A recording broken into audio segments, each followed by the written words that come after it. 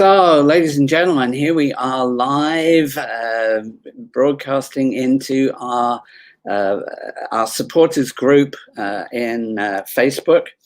We have a fabulous show for you today, as you can see from the images that are there.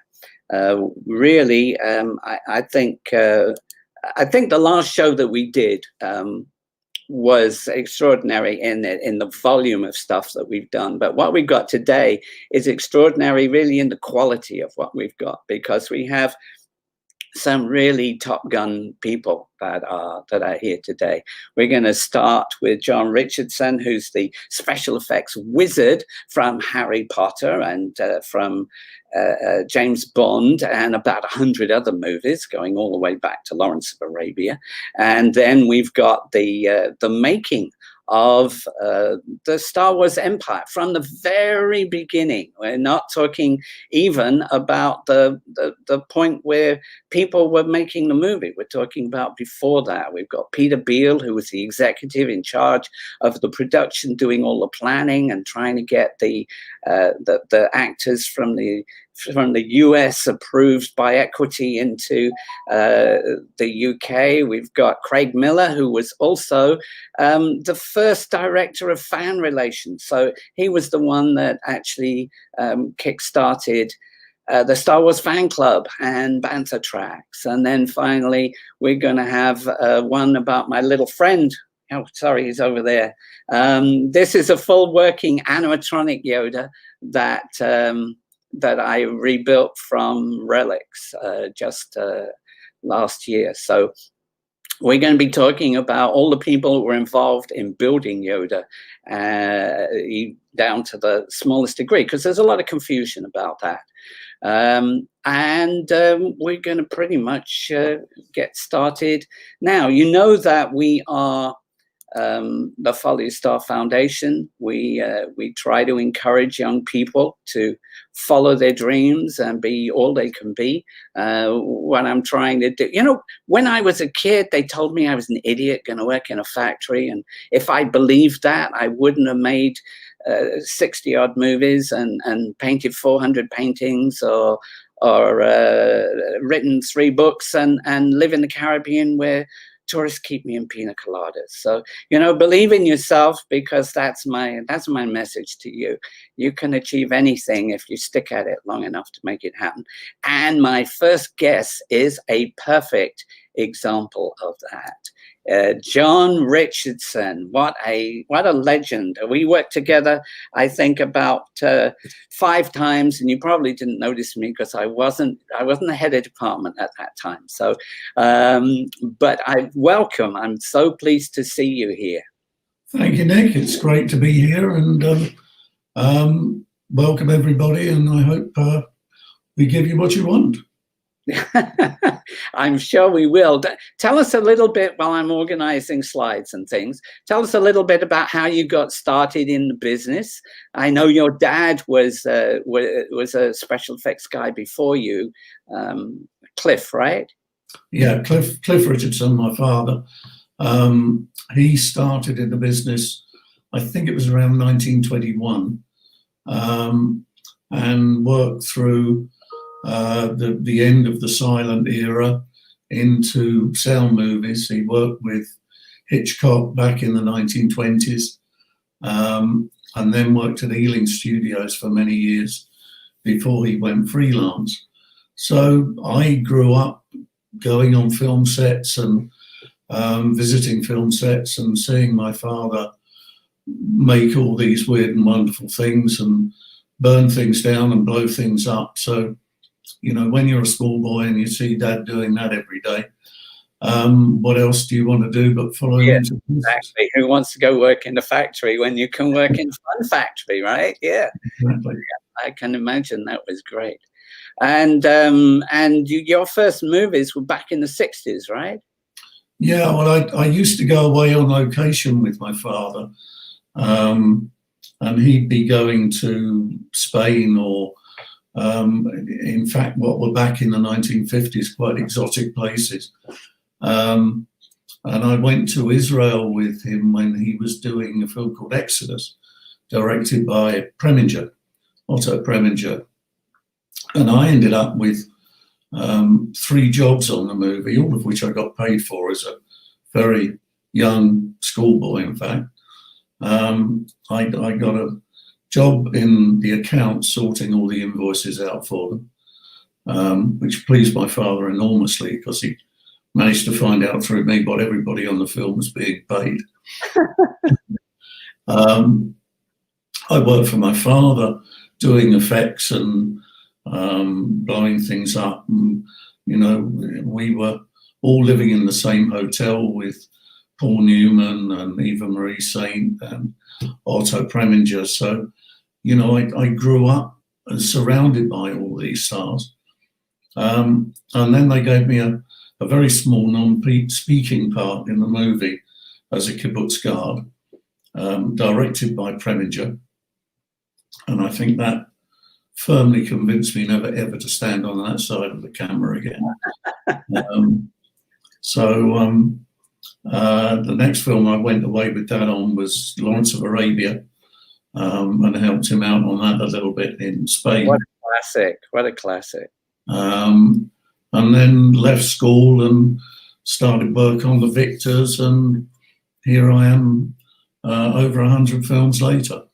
Yeah, and of course, what so many people know you from is your work on Harry Potter.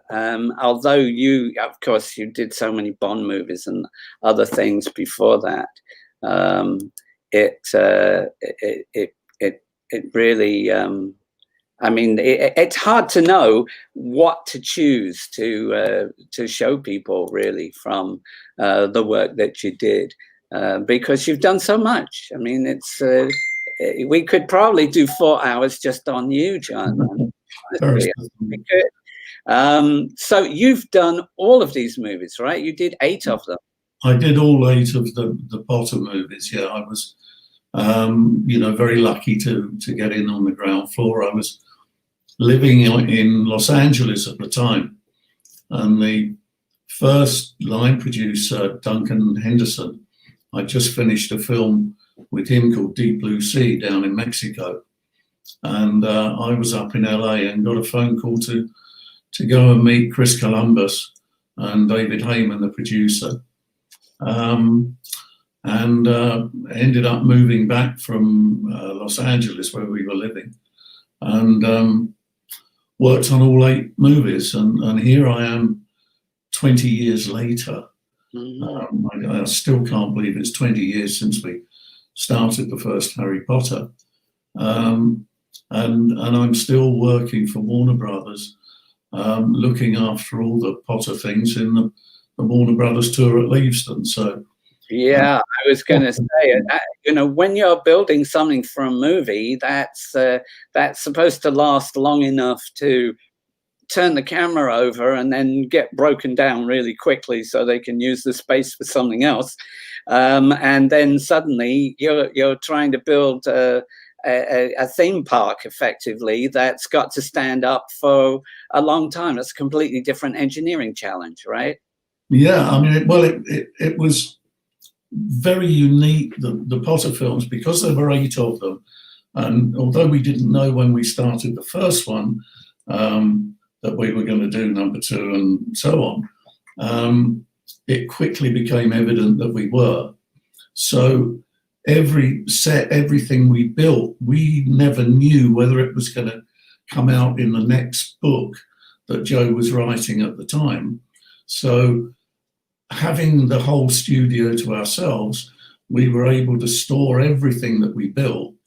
And even though we built it, as you just said, to last for 2 or 3 weeks on a film set, suddenly putting it in the Warner Brothers tour, it has to run 24/7, 52 weeks a year.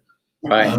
And that was a real learning curve that I and all my crew had to go through to re-engineer everything, change the bearings, change the motors, and make things run. And now they've been running for, 7 years solidly.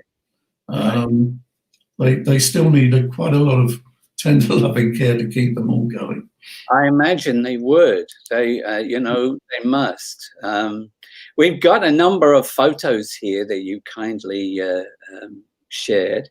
And so tell me about what we're looking at here. Well, this was where they were having, the kids were having a fight with the troll in the bathroom.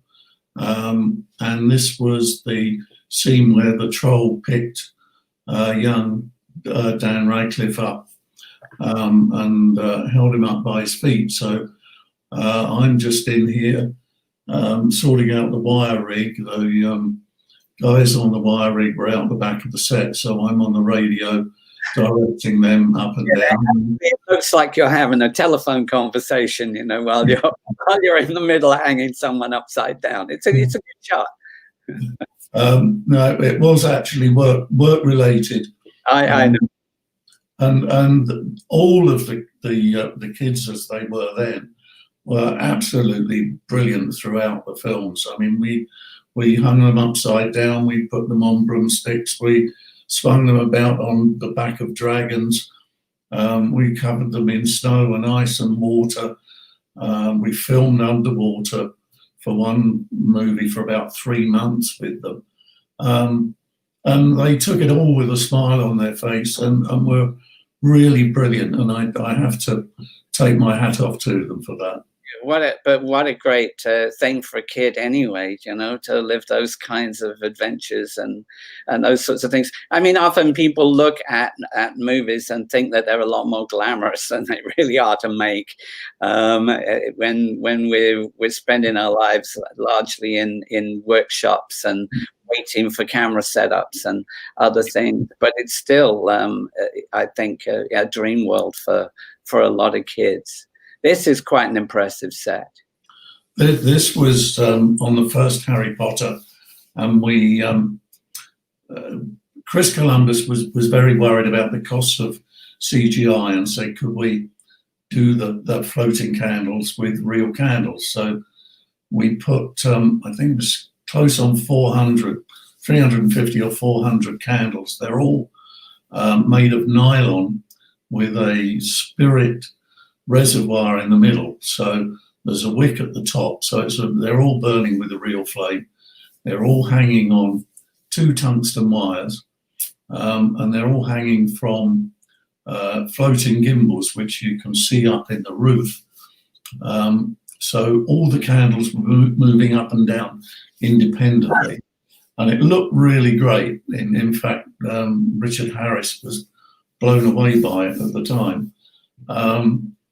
But what we hadn't bargained on was that Leavesden Studios back then was an old aircraft hangar. It was full of holes, and the wind used to whistle through there. And on this particular stage, on this particular set, it blew the wrong way, or the wrong way for us.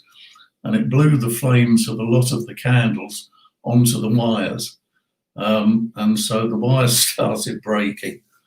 And although they could never fall on anybody because they were all positioned over the tables, just the fact that they could fall worried us enough that we took them all down and reverted to CGI, sadly. Oh, well, and what a shame, because practical effects, so I'm a great fan of practical effects in comparison with CG in so many cases. I guess I'm a dinosaur, but I love to see those. And I honestly, it's interesting you talk about cost, because I often think that maybe, the cost of CG is people say, oh, but yeah, we did it CG, you couldn't have afforded to do it for real. And it makes me say, really? Have you seen how many people's name go up on the back of the, on the credit there? Mm-hmm. This is an interesting rig set against blue screen. What is it? Well, it's our broomstick flying rig, and we built it onto. We had multiple rigs as you can imagine, I think we probably built, during the course of the 8 movies, somewhere around 100 different rigs to do different things with people on broomsticks. But this is a 6-axis motion base, which was the preferred choice for most of the shooting. And you can see the broom at the top. We used to, when we first started, we had bicycle seats on the broomsticks because the kids were very small and very light, and everything was hydraulically operated. As we progressed, of course, the actors grew bigger and heavier, so we had to re-engineer the rigs in between all the movies. And then we reverted to an electronic system rather than hydraulics. And we ended up building a specific rig so that we could mold the backside of every actor who was going to fly on a broom. So they had a very thin Kevlar made seat that would Velcro under their costume, and it made it much more comfortable for them. So each actor, we used to bolt their own specific seat onto the top of the broom. And as you can see here, we had little air movers positioned all round. And we did month after month after month of shooting over the 10-year period, just to achieve all the broomstick flying. That's extraordinary. And tell us about this. Well, this was for the night bus. And what we did in the end, we took 2 old Routemaster buses. We took the top deck off of one and took the roof off of another one, and then mounted the top deck back on top. We obviously had to build a frame inside it.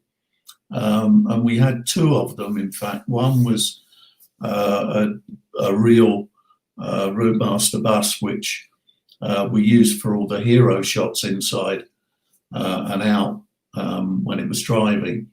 And then we had another one that we built onto the chassis of a Volvo bus, which we used for all the stunt driving and the fast driving because it was much more powerful. But we had to build into the bottom of it, I think it was something like 6 tons of cod weight to give it stability when it was going around corners, because obviously with that height, it could be a little bit unstable. And the other interesting thing, which I don't think many people realise, is that because we were shooting in London and in multiple locations in London, we could never drive the bus from one location to the other because it would never get under the bridges. So we had to have a whole unit with flatbed loaders, low loaders, and a crane, and we had to take the top off the bus, drive it to the next location, put it back together, do the shooting there, sometimes as many as 2 or 3 times in a night. Right. Extraordinary. I'm just going to have a quick word here. Forgive me for butting into Karen, our stage manager. Our next guest, Craig, has asked if he needs a link for today. And Karen, can you make sure that he gets that? Right. So let me move on with the photos here. Another blue screen. Yeah, this was the 4th Harry Potter film. The tank that you see there was built in one of the stages at Leavesden Studios. It's 20 feet deep and I think it was 60 feet square. We had a viewing window built in halfway down. It was all completely underground, the tank of water was. It held 500,000 gallons of water, and we built it in 3 months, installed a state-of-the-art filtration and purification system so we could keep the water pure with UV light, and keep the chlorination down to a minimum, which was much kinder on the actor's eyes. And we filtered it so much, all of the water in the tank, all 500,000 gallons, used to go through the filters every 2 hours. So it was probably cleaner than avion water. And we filmed in there on and off for 3 or 4 months probably. Extraordinary. So I think that's what we've got for Harry Potter, but you worked on a few Bond movies too, didn't you?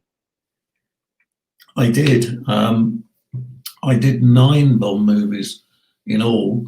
The first one I worked on was the original Casino Royale back in 1966.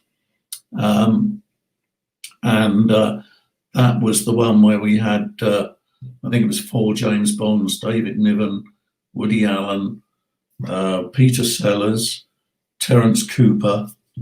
We had 7 directors. So I worked with all of the different Bonds and all of the 7 directors. And it was a somewhat disjointed production. We used to get bits of script every other day.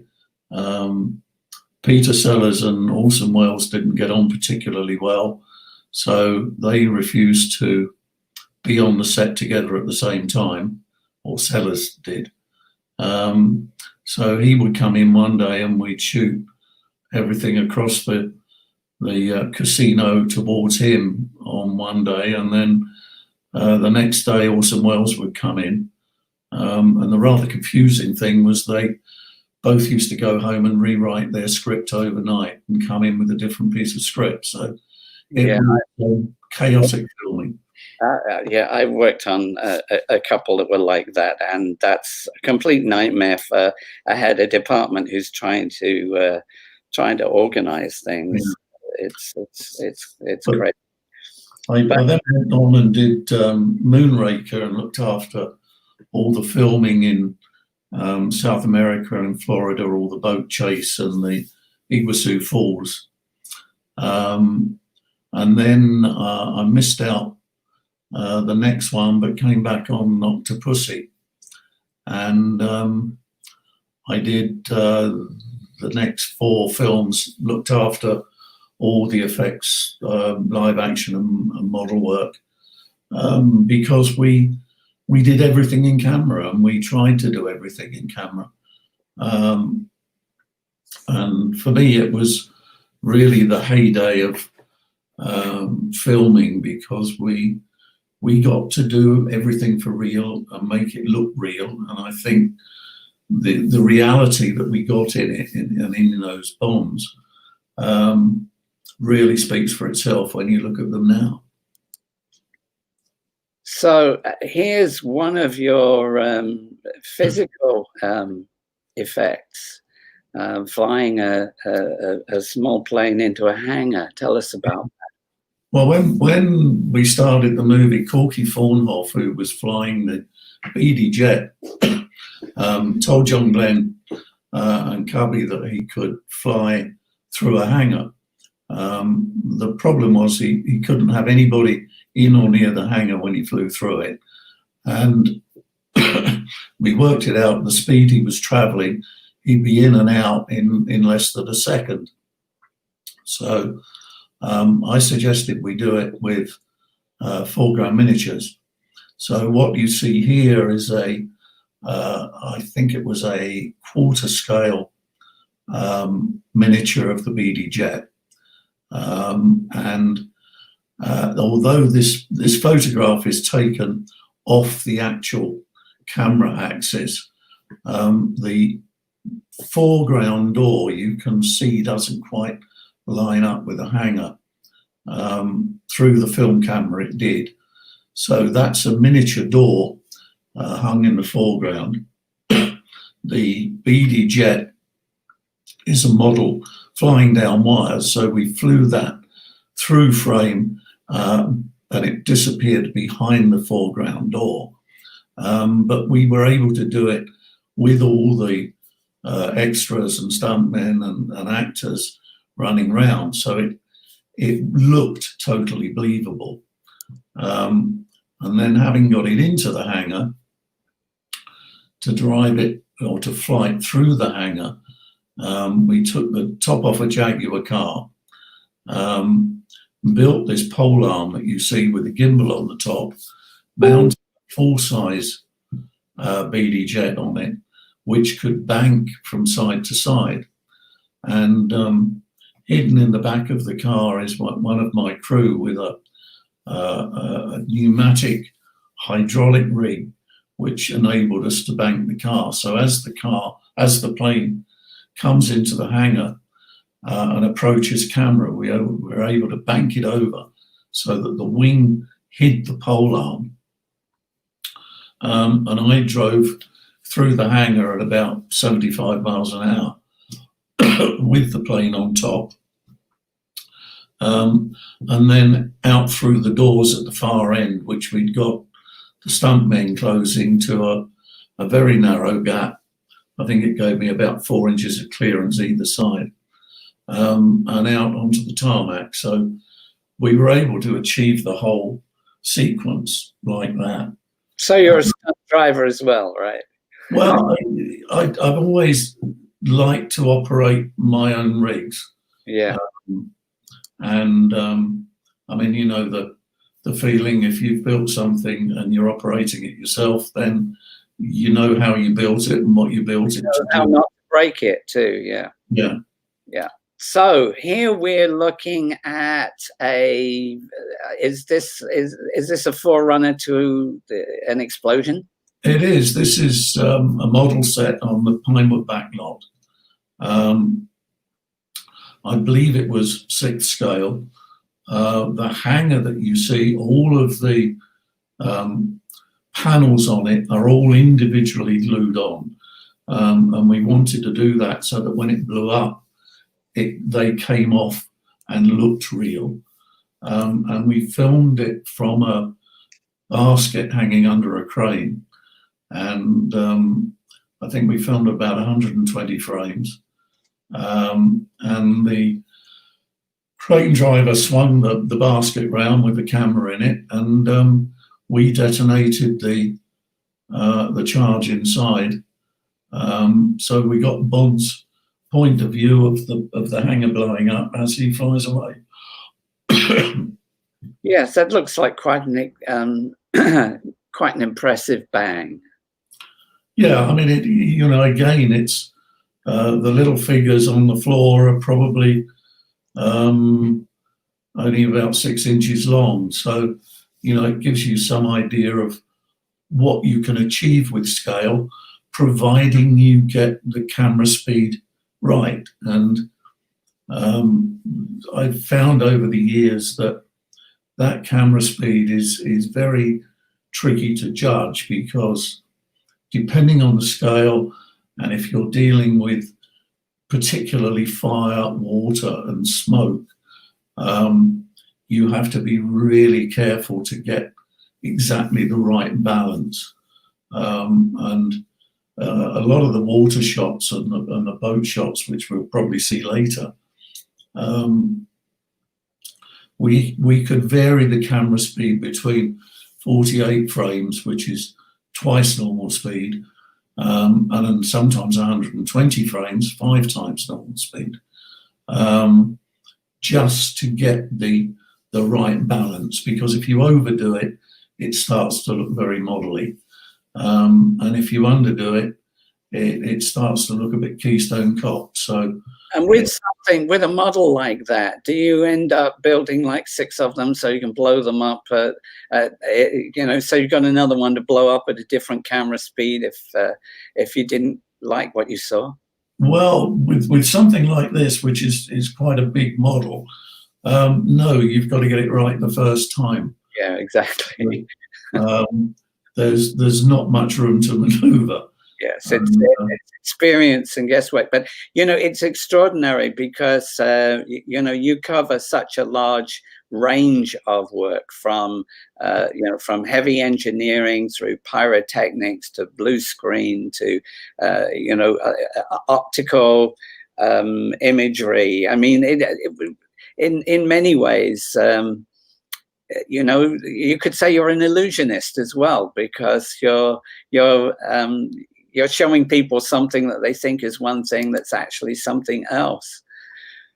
Well, yeah, and apart from that, you've got to convince the director that this is the right way to do it. You've got to convince the producer to give you money to build 3 airships at 3 different scales, because the different shots that were required, we had a 40-foot airship, a 10-foot airship, and I think it was a 4-foot airship.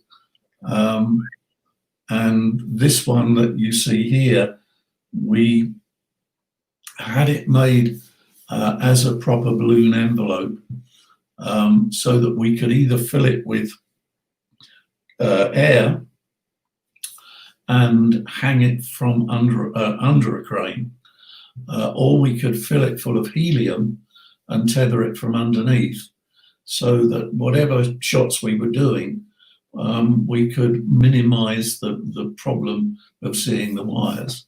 Right. Yeah. That became very complicated because inside the airship are curtains that you have to lace from top to bottom so that the airship keeps its shape.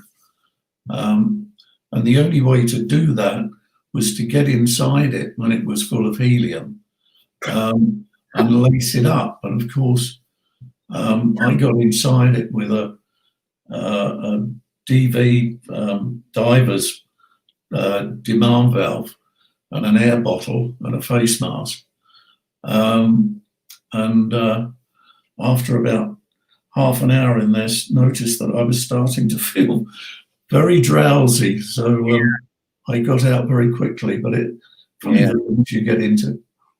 Yeah. And so this is, explain to me what I'm looking at here. Well, this is the airship flying in over the San Francisco Bridge. Right. This is the 30-foot. This is Pinewood Backlot. The airship is a fiberglass model, which is 10 feet long. The bridge is a corresponding scale. The San Francisco skyline and the sea is in fact a photographic cutout, which I think if you look at the next shot down on, that's it, you can see it's built on Pinewood Backlot. The cutout in the back is just a photograph on a plywood cutout. The sky is real. So you've got, real light, real looking everything. It works really well. This again is this was on the Living Daylights, and we filmed this in Morocco. And you can see a bridge there with horsemen riding over it, and there was a tank over it. And, so everything above the bridge is real. The problem was the bridge in reality was only 6 feet off the ground across a wadi. So I found a spot on the riverbed where we could construct a model, a foreground miniature, which lined up perfectly with the real bridge. So we had a real Hercules plane, real bridge, real horsemen, real tanks, real explosions. But everything from the bridge down is a small model, which again, if you look at the next shot, the water in the bottom is cling film on a painted plywood base. The cliffs around the edge are plasterwork, and the bridge is, fine model making. Yeah, very, very effective.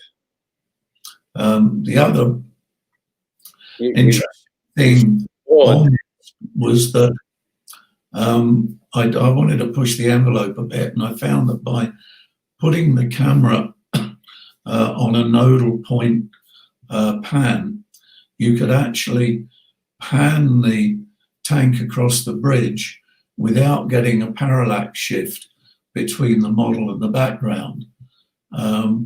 And because we were able to put that movement into the camera and a zoom at the same time, it just sold the reality of it that much more. Yes, very effective. So I'm going to talk a little bit here about your book. You've had this book about your career and about the different things that you've done. It's been out for about a year. Is that right? It's getting on for a year. Yeah. Well, about 9 months now. But it's had several reprints. It's a work of a lot of time and love and a lot of photographs. It just basically tells from the time my father came into the business and touches on growing up with him and the sort of movies he was working on at the time. And then goes through the 60 years of my work and experience and covers pretty much all of the films I worked on. And I tried to make it not just a book about how you point the camera and blow something up, but it tells some of the funny stories about things that happen on film sets and on locations. It's more, I hope, a story of my life in films and the funny things that happen and the interesting people that we meet along the way. And how does someone get it? It's on Amazon. I think pretty much Amazon in any country worldwide does it. I know Amazon in the States. In many places, I think you would just go to Amazon and put in John Richardson making movie magic, right? That's it, exactly that, making movie magic, and it comes up. I was on Radio 2 with Graham and also on breakfast television on the BBC. Right. Good plug. A very nice plug for your book too. I would think. It went up to #1 just after these events. Right. So that's kind of good for a lot of the stuff that we're doing there. I'm bringing in our images back again because one of our next guests is particularly good friend of yours who worked with you on so many different movies, going all the way back to Lawrence of Arabia, and I want to say this to the people that are watching, because often they don't understand the hierarchy and the nature of how movies are made. But you know, the big boss is the executive in charge of the production, who coordinates with the producer and the director to get these pieces made. And our next guest, Peter Beale, was the executive in charge of production for 20th Century Fox for the making of the first Star Wars movie, having made so many other movies along the way. And here is Peter, live from Spain. How are you, Peter? Very well, Nick. Nice to see you, and great to see you, John. You're looking very well. Thank you, Peter. Likewise, it's good to see you again. Thank you. And I'm going to get your book tonight when we finish this program. I hope you enjoy. Sounds wonderful. Yeah, you were saying when we were talking before that one of the movies that you worked with John was The Omen, and you told me a story about that I'm sure everyone would be interested in. Well, I'm sure John will tell it better, but the script called for a plate of glass to fall from an office window and decapitate, I think it was the priest, the vicar. And John came to me and said, look, I can't control a vertical sheet of glass. If it falls, the wind will catch it and God knows where it'll go. But what I can do is project it horizontally. So we said, well, that's great, but what excuse can we have? And I think I came up with the idea, I think John said I could put it on the back of a truck. And I said, well, what happened if the truck is backing up and it hits a bollard and therefore is stopped and the energy propels the glass out? And we went to Dick Donner, and that's exactly what it did. And John did one of his wonderful effects. Looks very, very simple, but it was beautifully engineered, of the decapitation. Is that roughly your memory of it, John? That's pretty much it. It wasn't the priest, it was David Warner who got decapitated. Yeah, we came up with a plan eventually that the guy would park the truck on a hill, and they'd do a cut of the handbrake flicking off after he got out of the truck, and the truck ran down and hit a pile of rubber, and the glass shot off. I think one of the other reasons for doing it there was it meant that we didn't have to go to Jerusalem to do it, because looking up, we would have seen the skyline of Jerusalem as well, which would have made it a much more expensive shoot. So doing it this way, we could do it all on Shepperton's back lot. Omen was a very interesting film because the British film industry had been closed down, basically because the government put a tax in on all foreign actors, all foreign people. And so en masse, the Americans who lived in England and kept the industry going in many ways exited. And they wouldn't come back and work if they had to pay English tax on their earnings. And it was, very high at that time. So the industry was in terrible trouble. And I received the script and a target budget. And so I called in the people who I thought would be the best heads of departments for the job. At that time, Dick Donner didn't know, never made a film in England, so I had freedom to really select the whole crew.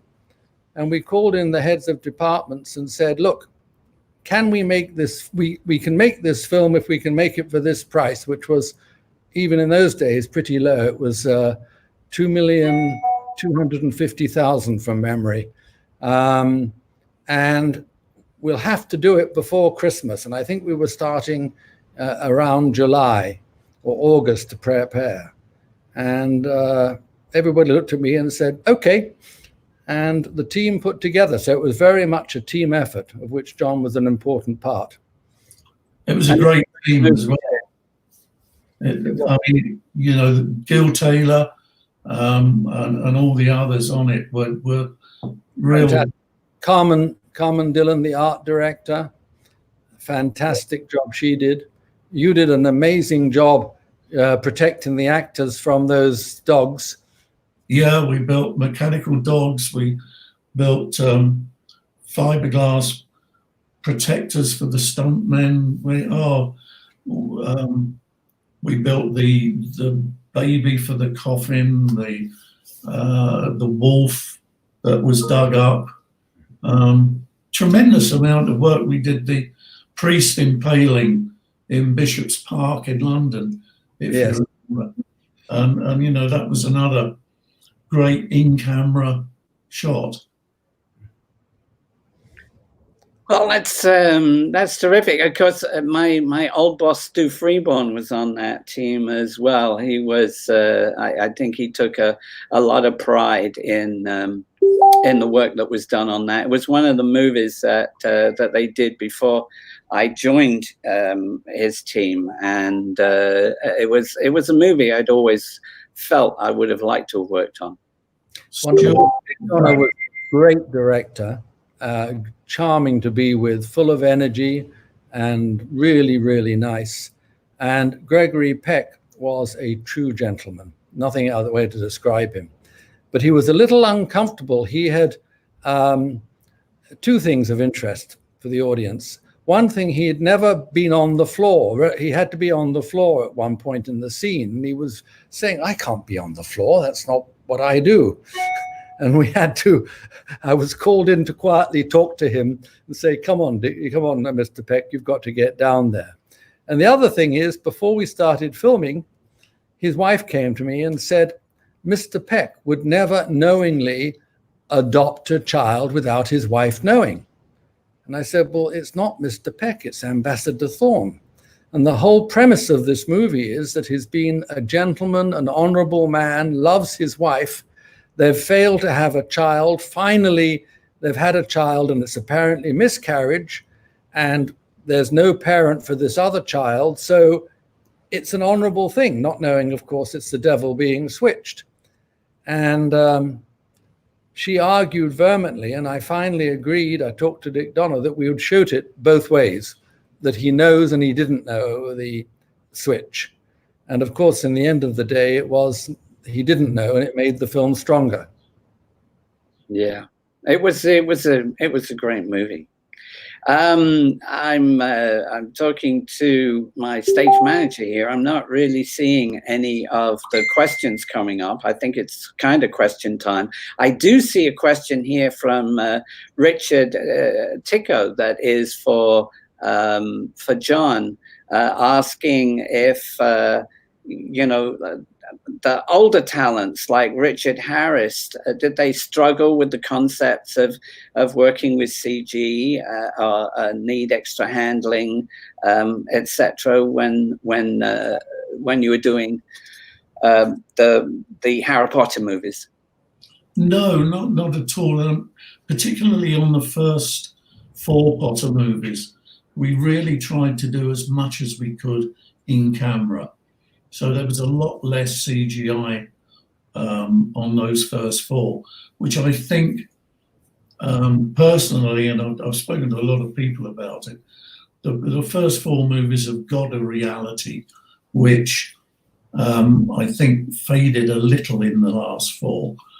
But I don't know, the one thing about the Potter movies is the seamless way we managed to join the live action and the CGI.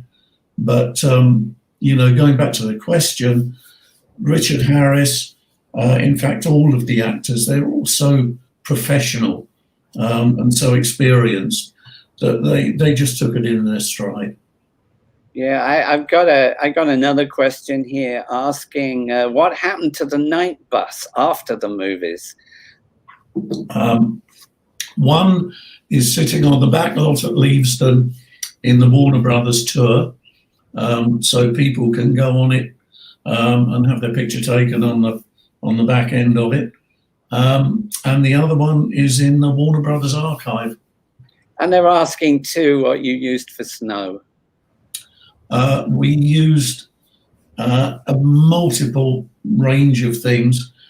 We used a lot of paper snow, magnesium sulfate, which always looks really good in close-up.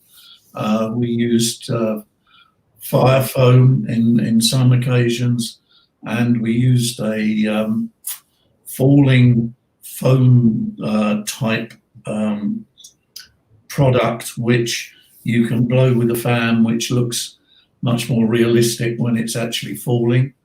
And we used a plastic snow on interior sets where it could be controlled and reused and cleaned up, because that we could have falling outside of the windows or on top of the actors, and it looked real. So snow is a horrible thing to do. I always hated doing it because it involves so many cleanups and keeping the set clean, keeping the snow clean.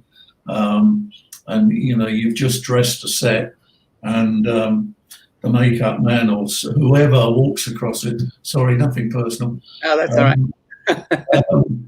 right. Somebody always walks across it just before you're going to shoot, and you've got to go through the whole thing of cleaning it all up again. But bit like sand in the desert, Peter, wouldn't you say? Yes, that's one of the big problems. That when we were on Lawrence, David was paranoid about keeping footprints and people out of the sand. And it was at the first time we were having the styrofoam cups, the catering, our good friend Phil Hobbs. Mm-hmm. And I remember one day a styrofoam cup flew right into the middle of the sand dune we'd been preparing all day to film on. And I don't know if it was you or your father, but somebody got a very long pole and somehow got it out. I think like 20 men holding a long pole to try and retrieve it.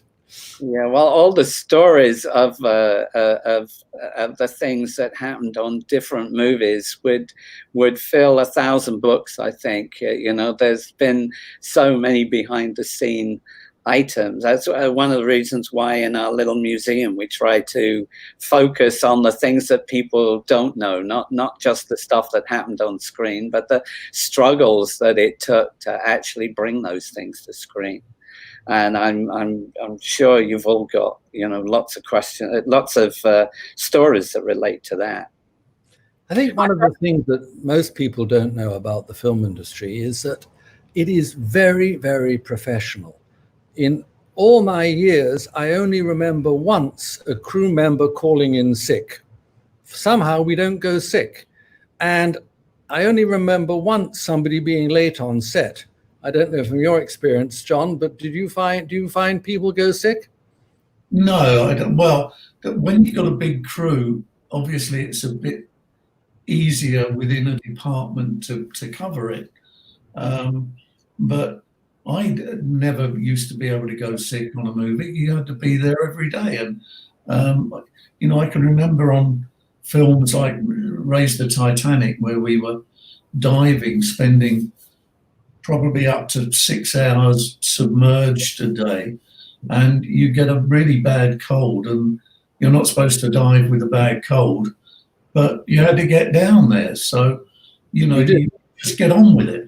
I know that from my end of it, in all the years that I was making movies, I was late one time because there was 2.5 feet of snow that had fallen overnight. That was the only thing that ever held me up. And I don't think. I think partly it's because we're a freelance industry and we want to be as reliable as possible so we get the next job. And so you make sure that whatever, come hell or high water, you're ready and everything's ready when it's time for the camera to turn over. On Lawrence, the crew in Jordan, which I was in the office then, but the crew in Jordan were living in tents. And the famous, wonderful makeup man, Charlie Parker, went out in the middle of the night and somehow tripped over and broke his leg. And next morning, he arrived a little late and limping across the sand with his leg in plaster, looking very pleased with himself. And David Lean's reaction was, if you can't walk, hop, but get here on time. Yeah. Exactly. I've got another question here that says, is it true that lightning hit Gregory Peck's private plane? Does that mean anything to you guys? Yes. John, do you want to answer that? No, go on. I think you know more about it than I do. Well, we had, when we had finished the film, and the executives from America were going to fly over, and also Gregory Peck was going to come over and see the cut, what Dick Donner was his final cut. not only did lightning hit the plane when they came over, when they came to Soho Square, where the Fox offices were and our screening room was, there was a demonstration outside, completely unconnected, saying with signs saying, "The end is nigh, beware of the devil." And it was a completely undetached demonstration, not knowing that we were there. But there was a series of circumstances like that. Very strange. Yeah. Yes, extraordinary. So I've got another question here. This must be for John. It says, do you ever get sad after, building a model, putting so much work into it, only to have to blow it up? We do, funnily enough. And the one that immediately springs to mind was on the Bond film Tomorrow Never Dies. And we built a 55-foot long frigate that we took to the tank in Rosarito in Mexico, where they'd filmed Titanic. And we filmed on this ship for probably 2 or 3 weeks. And we had it firing missiles, we had it steaming across the tank, we did all sorts of things with it. And then we had to sink it. And the day that we sank it and watched it go down, I think every crew member had a lump in their throat. It's really hard to explain, but it was so sad seeing this ship sink. Yeah, from my experience, I did a movie called Lifeforce, where we had a transformation sequence that was taking place, and it was a physical transformation. Everything was in camera. It took 4 robotic animatronic figures that were changing in different ways. We had one that was a normal guy turning into a shriveled husk, and another which was a shriveled husk turning into a normal guy. And the transformation was done chemically, partly. We were kind of pumping chemicals into it to distort it and change it as it went. And we thought that we would only get one shot. You get one shot at it. It's like blowing something up. We set it up with 4 cameras. And to actually, turn over on that, when that was, it was effectively weeks of work to put those together. That was hard, just to say, okay, turn over. I had my own little second unit filming that sequence. But yes, I can see how it would be hard. Although, to some extent, I think there is a certain amount of fun in seeing something blow up. Blowing things up is usually quite fun. And there have been occasions on some films where some of the models have been so difficult to do and get right that at the end of the day, you're really pleased to blow it up. Yeah, we also, John, you and I worked together on A Bridge Too Far. And even though at that point, I was a lowly guy, trying to make 400 soldiers every day look like they'd been shot and blown up. And I remember how many explosions and things that were going on in that movie. We would go home at the end of the day. The whole of the crew was black. I mean, you just had to go home and lie in a bath to try and clean up, I remember. And I remember wondering, when they flew, they were flying antique planes, because everything on that movie, the scale of it was extraordinary, because it was, there was so much that was going on. They'd fly in planes that would drop dummy bombs. And I always wondered, exactly how they lined the dummy bomb up with the explosion that you'd already pre-rigged, in the woods or whatever else. Well, the pilots were quite extraordinary. I forget I think they were flying Harvards, but they were dropping 2 bombs apiece. We get the pilots down to the location first, and we put our explosions out, and then I'd hide markers, different coloured markers for the planes to aim at, so that they could see where their bombs were supposed to land. And, you know, they were so accurate that as long as we let the explosion off maybe a fraction early to hide it, you believed it every time. And that particular shot is still, I think, one of the best shots I've ever seen to the eye as we were filming it. It was quite amazing.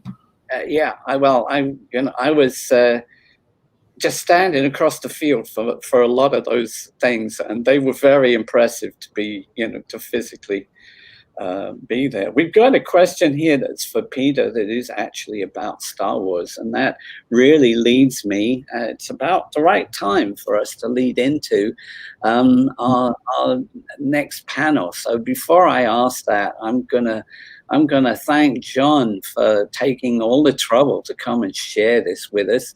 I'm gonna say to everybody, don't forget John's book, okay? It's you can get it on Amazon, or of course, if you're going to the Harry Potter exhibit at Leavesden, I think you can get it in the shop there, can't you, John? You can get it there. In fact, it's got a very nice foreword by Richard Donner himself, which brought a tear to my eye when I read it. Well, that's great. So thank you, John. I'm gonna say goodbye to you for now, but I'm hoping at some point we can bring you back to talk about some of those other great movies that you worked on. John, great pleasure to see you. John, sorry, John, I just wanted to say great pleasure to see you, and I'll contact you. It would be nice to keep in touch. Yes, I will get you. Email from me. If you guys are not in touch, I can connect you between. Just use me as a middleman. Thank you. Right. You're welcome. Thank you, John, and it was great talking to you. So, Peter, here we are. We come to Star Wars. I mean, you've made so many movies. Do you find that that the interest in Star Wars seems disproportionate in comparison with the amazing work that you've done on all these other movies too? Well, I think that although I was privileged to work on wonderful films, Star Wars was a game changer for the film industry. For whatever reason, it just changed, brought in a whole audience, and they're still there, and they still love it. So I'm not surprised that they keep on asking questions, but it doesn't take away from the other wonderful films that I am privileged to have been involved in. No, exactly. I had, when we made the Star Wars movies, I was working for Stu Freeborn, and so, I wasn't the guy who was making a lot of the decisions that were there, and yet Star Wars is that movie that people come and associate me with, even though after that I was the head of department that was designing various unusual creature effects for different movies. This is what they remember me for. And someone said, don't you feel a bit odd about that? And I say, no, Star Wars says, it's like my contract. I have, we did a panel a month ago, and it showed my contract for Star Wars, where they paid me £65 a week, and I think I was on for 6 weeks. So, and someone said, you made £360 out of Star Wars. Don't you feel cheated? And I say, how can I feel cheated? I live in the Caribbean, and people keep me in pina coladas because of, working on that movie. No, I feel privileged. Well, you were lucky, because my first movie, I got paid £6, 14 shillings, 9 pennies a week for 50 hours. And I was very happy to have it. Yes, I'm sure. Yes. Well, I was too, actually. I have to be honest. I've been trying to get onto Stu Freeborn's creature. I'd worked with Stu on doing straight makeups on a number of movies, but I wanted to be in that, in the effects team, and so I would have done that job for nothing, honestly, just to get into that. The question that I've got here that someone was asking was, how did you manage the first Star Wars without CG effects? I mean, that's a bit mind-boggling for you and I, but some fans, I guess, they can't understand, movies before that. Well, obviously it was difficult, and one should take a step back because George Lucas, who was really the genius, and my boss, Alan Ladd, who was head of Fox Studios in America, George had taken the script to every major studio in Hollywood, and they all turned it down. And they turned it down for logical reasons at that time, because at that time, space movies were considered B-movie and didn't make very much money. Special effects weren't very good. There were no star actors in the film. They were all unknown. And in those days, you had to prepare your publicity before because there was no internet. So your publicity was all done through magazines, and you had to bring the journalists onto the set during filming. They would write a story and hold it until the film came out. So if you didn't have known actors, the press wouldn't come to the set and you couldn't get publicity. So every studio said, well, it's going to cost more than we can possibly make back for a B movie. We can't get publicity. And truthfully, we don't know how to make it. It is so complex. It could bankrupt the studio, as Cleopatra had bankrupted our studio, Fox, a few years before. Mm-hmm. And you told a lot of this information to my co-host here, David Whiteley, that I'm about to bring up on screen, when he made The Galaxy That Britain Built.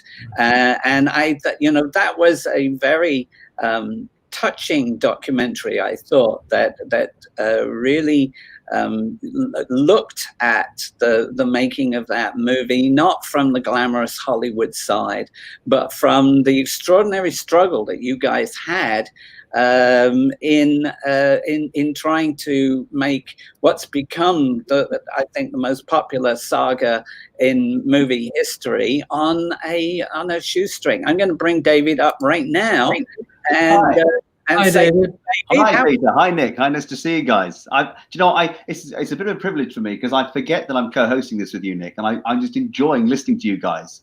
I've really enjoyed listening to you and John and talk about all the wonderful things that kind of, the kind of movie magic that you've all created over the years. So I feel like I'm a privileged member of the audience who gets to pitch in as well at the same time. I have to say, I've been so caught up in what they've been saying, I almost forgot you were there too. So I better step in and maybe step out myself, give you a chance to do the things. Later on, we're going to be bringing in Craig Miller, who was the first director of fans for Star Wars, and was I think largely the founder of the fan club.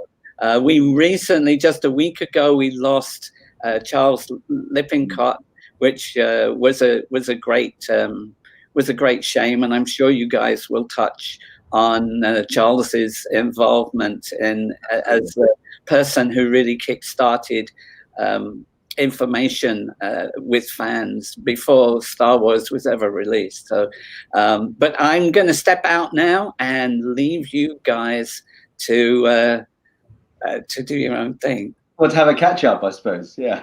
Yeah. Okay. Nick, thank you. Peter, it's delightful to see you again. And the last time that we had the privilege of kind of talking to each other, apart from our rehearsal the other day, our technical rehearsal for this panel, was 3 years ago. I can't quite believe it's been 3 years since we caught up. And I kind of hit upon this idea of telling the British side of things when it came to Star Wars. And of course, your fabulous career leading up to that, with all the wonderful movie experience that you had leading up to Star Wars. But when we came to see you in LA at the time, I know you've since moved from there, but chatting to you, it was a real thrill to hear all the stories. So let's go right back to the beginning, if we may, to when you first got that call from your mate Laddie, Alan Ladd Jr., to say, we've got this movie here, this young lad called George Lucas, and his mate Gary Kurtz. Can we do it? Well, in fact, via the post, because we didn't have internet, we didn't have, we didn't even have, I don't know, we didn't have, what do you call it, when you send stuff by faxes and stuff, fax machine. We didn't even have a fax machine. So by mail came the script with 6 pieces of color artwork from Ralph McQuarrie. And the little note from Ann and Ladd, can we make this movie? Can it be made? And so I obviously talked to him on the phone and discovered that all the studios said it was unmakeable. And I said, well, I need a month to work out how to do it. And I got, at the time, of what I think the best art director at that time in England, Elliot Scott. He came into the office with me and we worked for a month working out how to do it, to the point I had the confidence to call up Ann and Land and said, I think we can do it. I have a schedule, I have a rough budget, but before we go ahead, I need to know that the film I can make is the one that George Lucas wants to make. Can you send him over? So they sent George and Gary to London, to Soho Square, and we had a little office on the ground floor where 3 of us worked for 2 weeks. And I said to George, who was a very private person, look, I want to read the script out loud, line by line, and discuss your intent and what you want in every line. He said, I don't do that with executives. I said, but in England, it's a bit different. We're here to help you make your movie.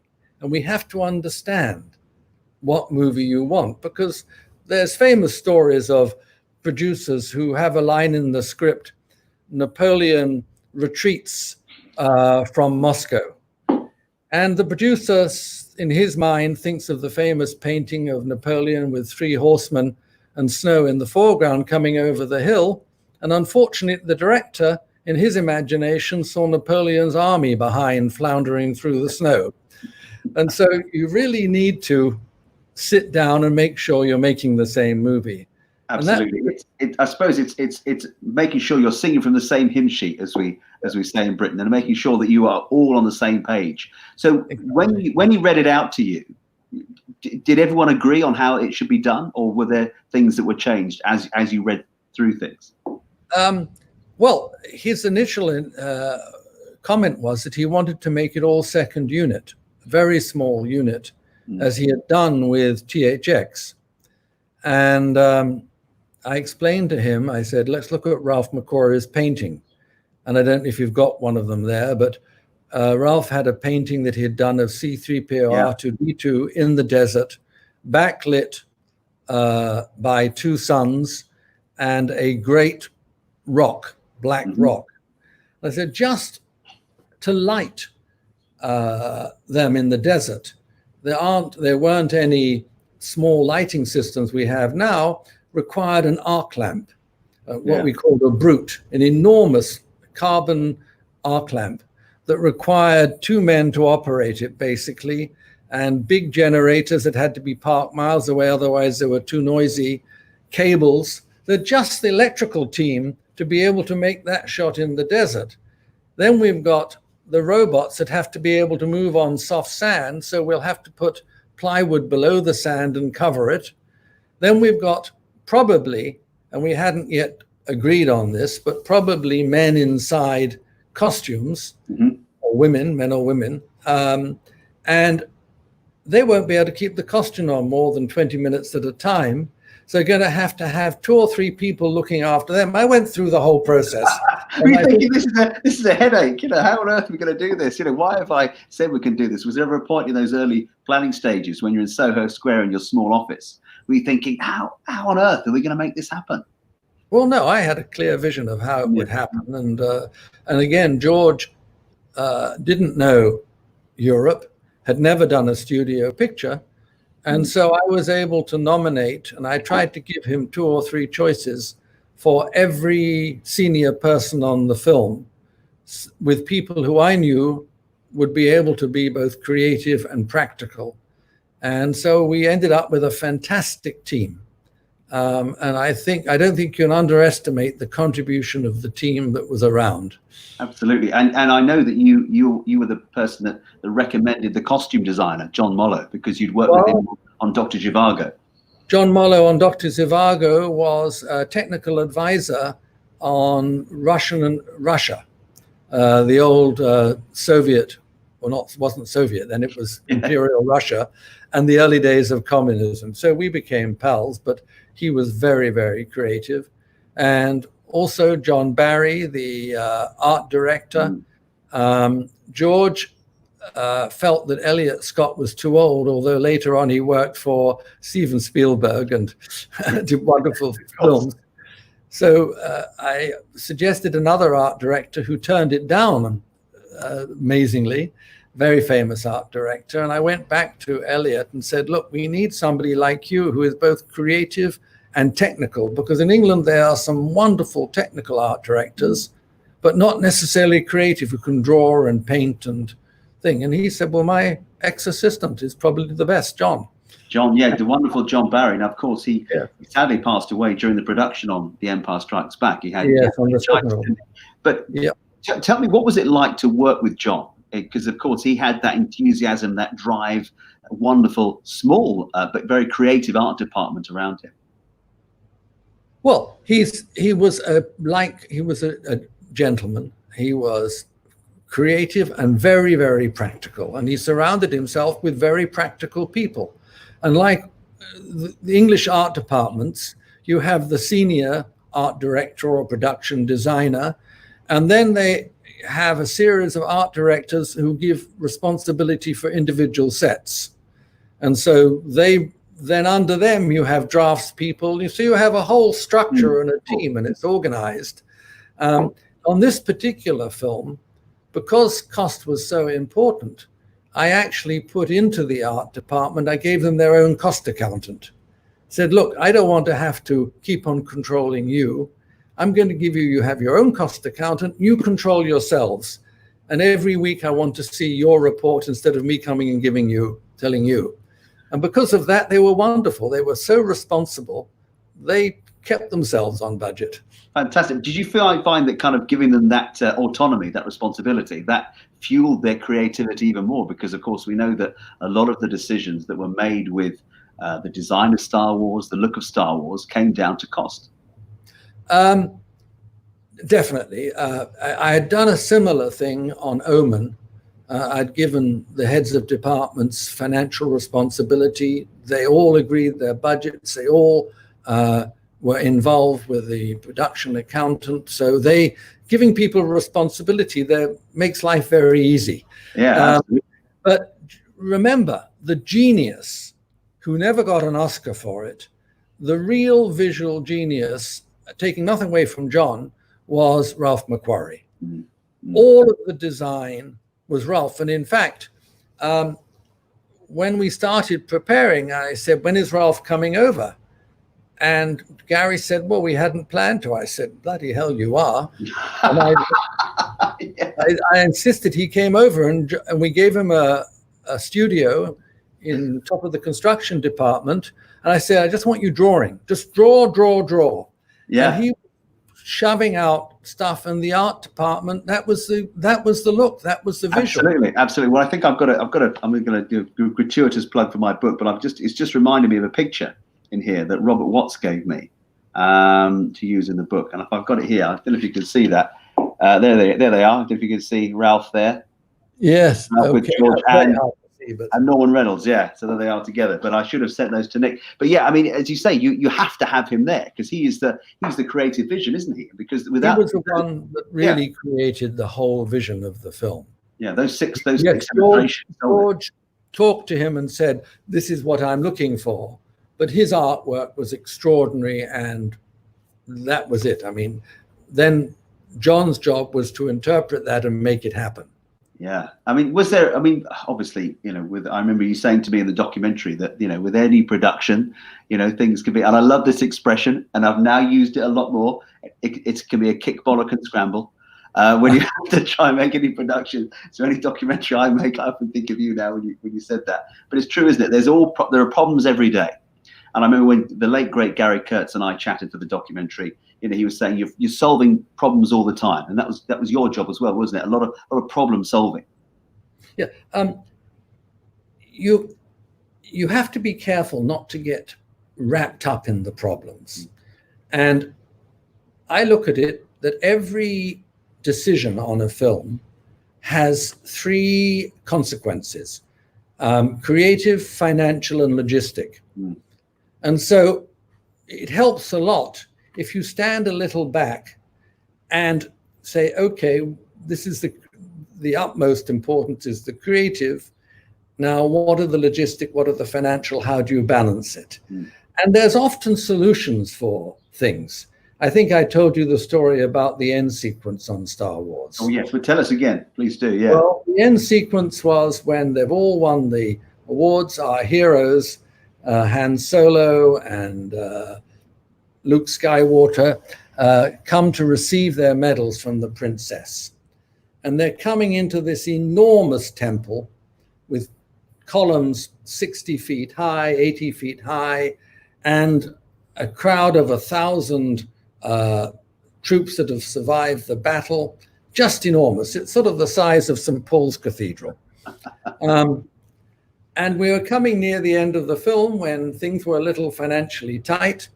And I went to George and said, George, we just can't afford to have 1,000 crowd. He said, well, we've got to. I said, well, George, the Queen does investitures all the time, and there's probably 50 people there when the people bend down to be knighted. He said, no, Peter, I want 1,000 people. I said, well, and it's my job always to try and get the director what he wants. So I went to Gil Taylor. I said, Gil, there's an old technique that hasn't been used for a long time, because I used to study special effects books. Yeah. I said, and of course it's done all the time now with CGI, but it wasn't done in those days in live action. I said, can we use 100 people, light the set where the people are, rest of it black, move, and then rewind the film through the camera with the lens closed, film again with the same 100 people in another position lit, everything else black. And so we get multiple exposures and create one. And he said, well, I haven't done it, but we could try it.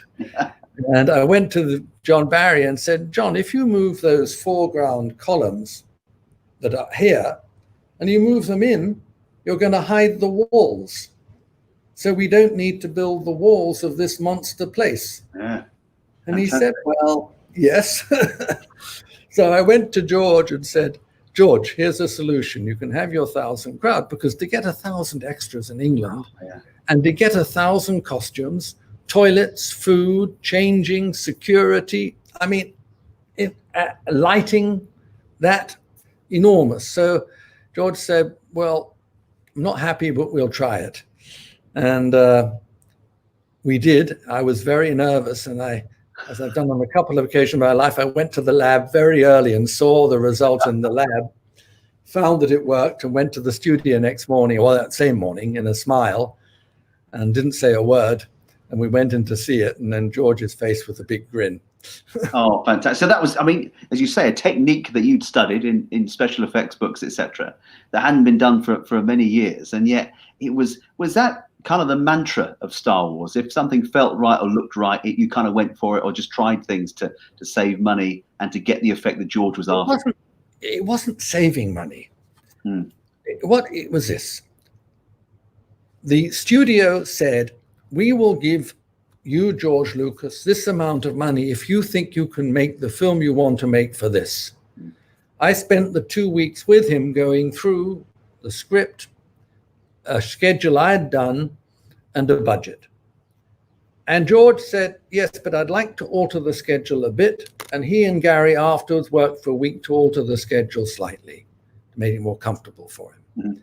But we had pre-agreed on everything. So now you say is, how do we achieve this? And it's not a matter of saving money or being mean.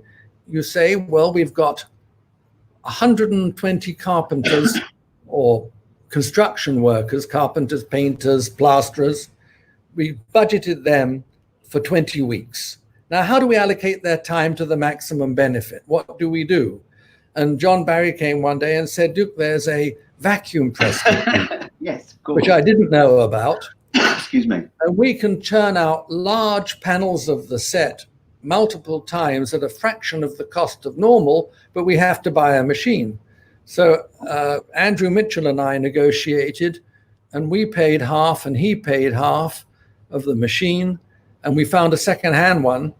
And so we got one. We could have spent, I don't know, at the time, probably £15,000 to buy a new one, and we spent £5,000 on a second-hand one. It took a little bit more effort. So it's trying to say, where can we put the maximum value on the screen, and spending the money on the screen and not on other things. Absolutely, and that's where your expertise would have come in being in that role.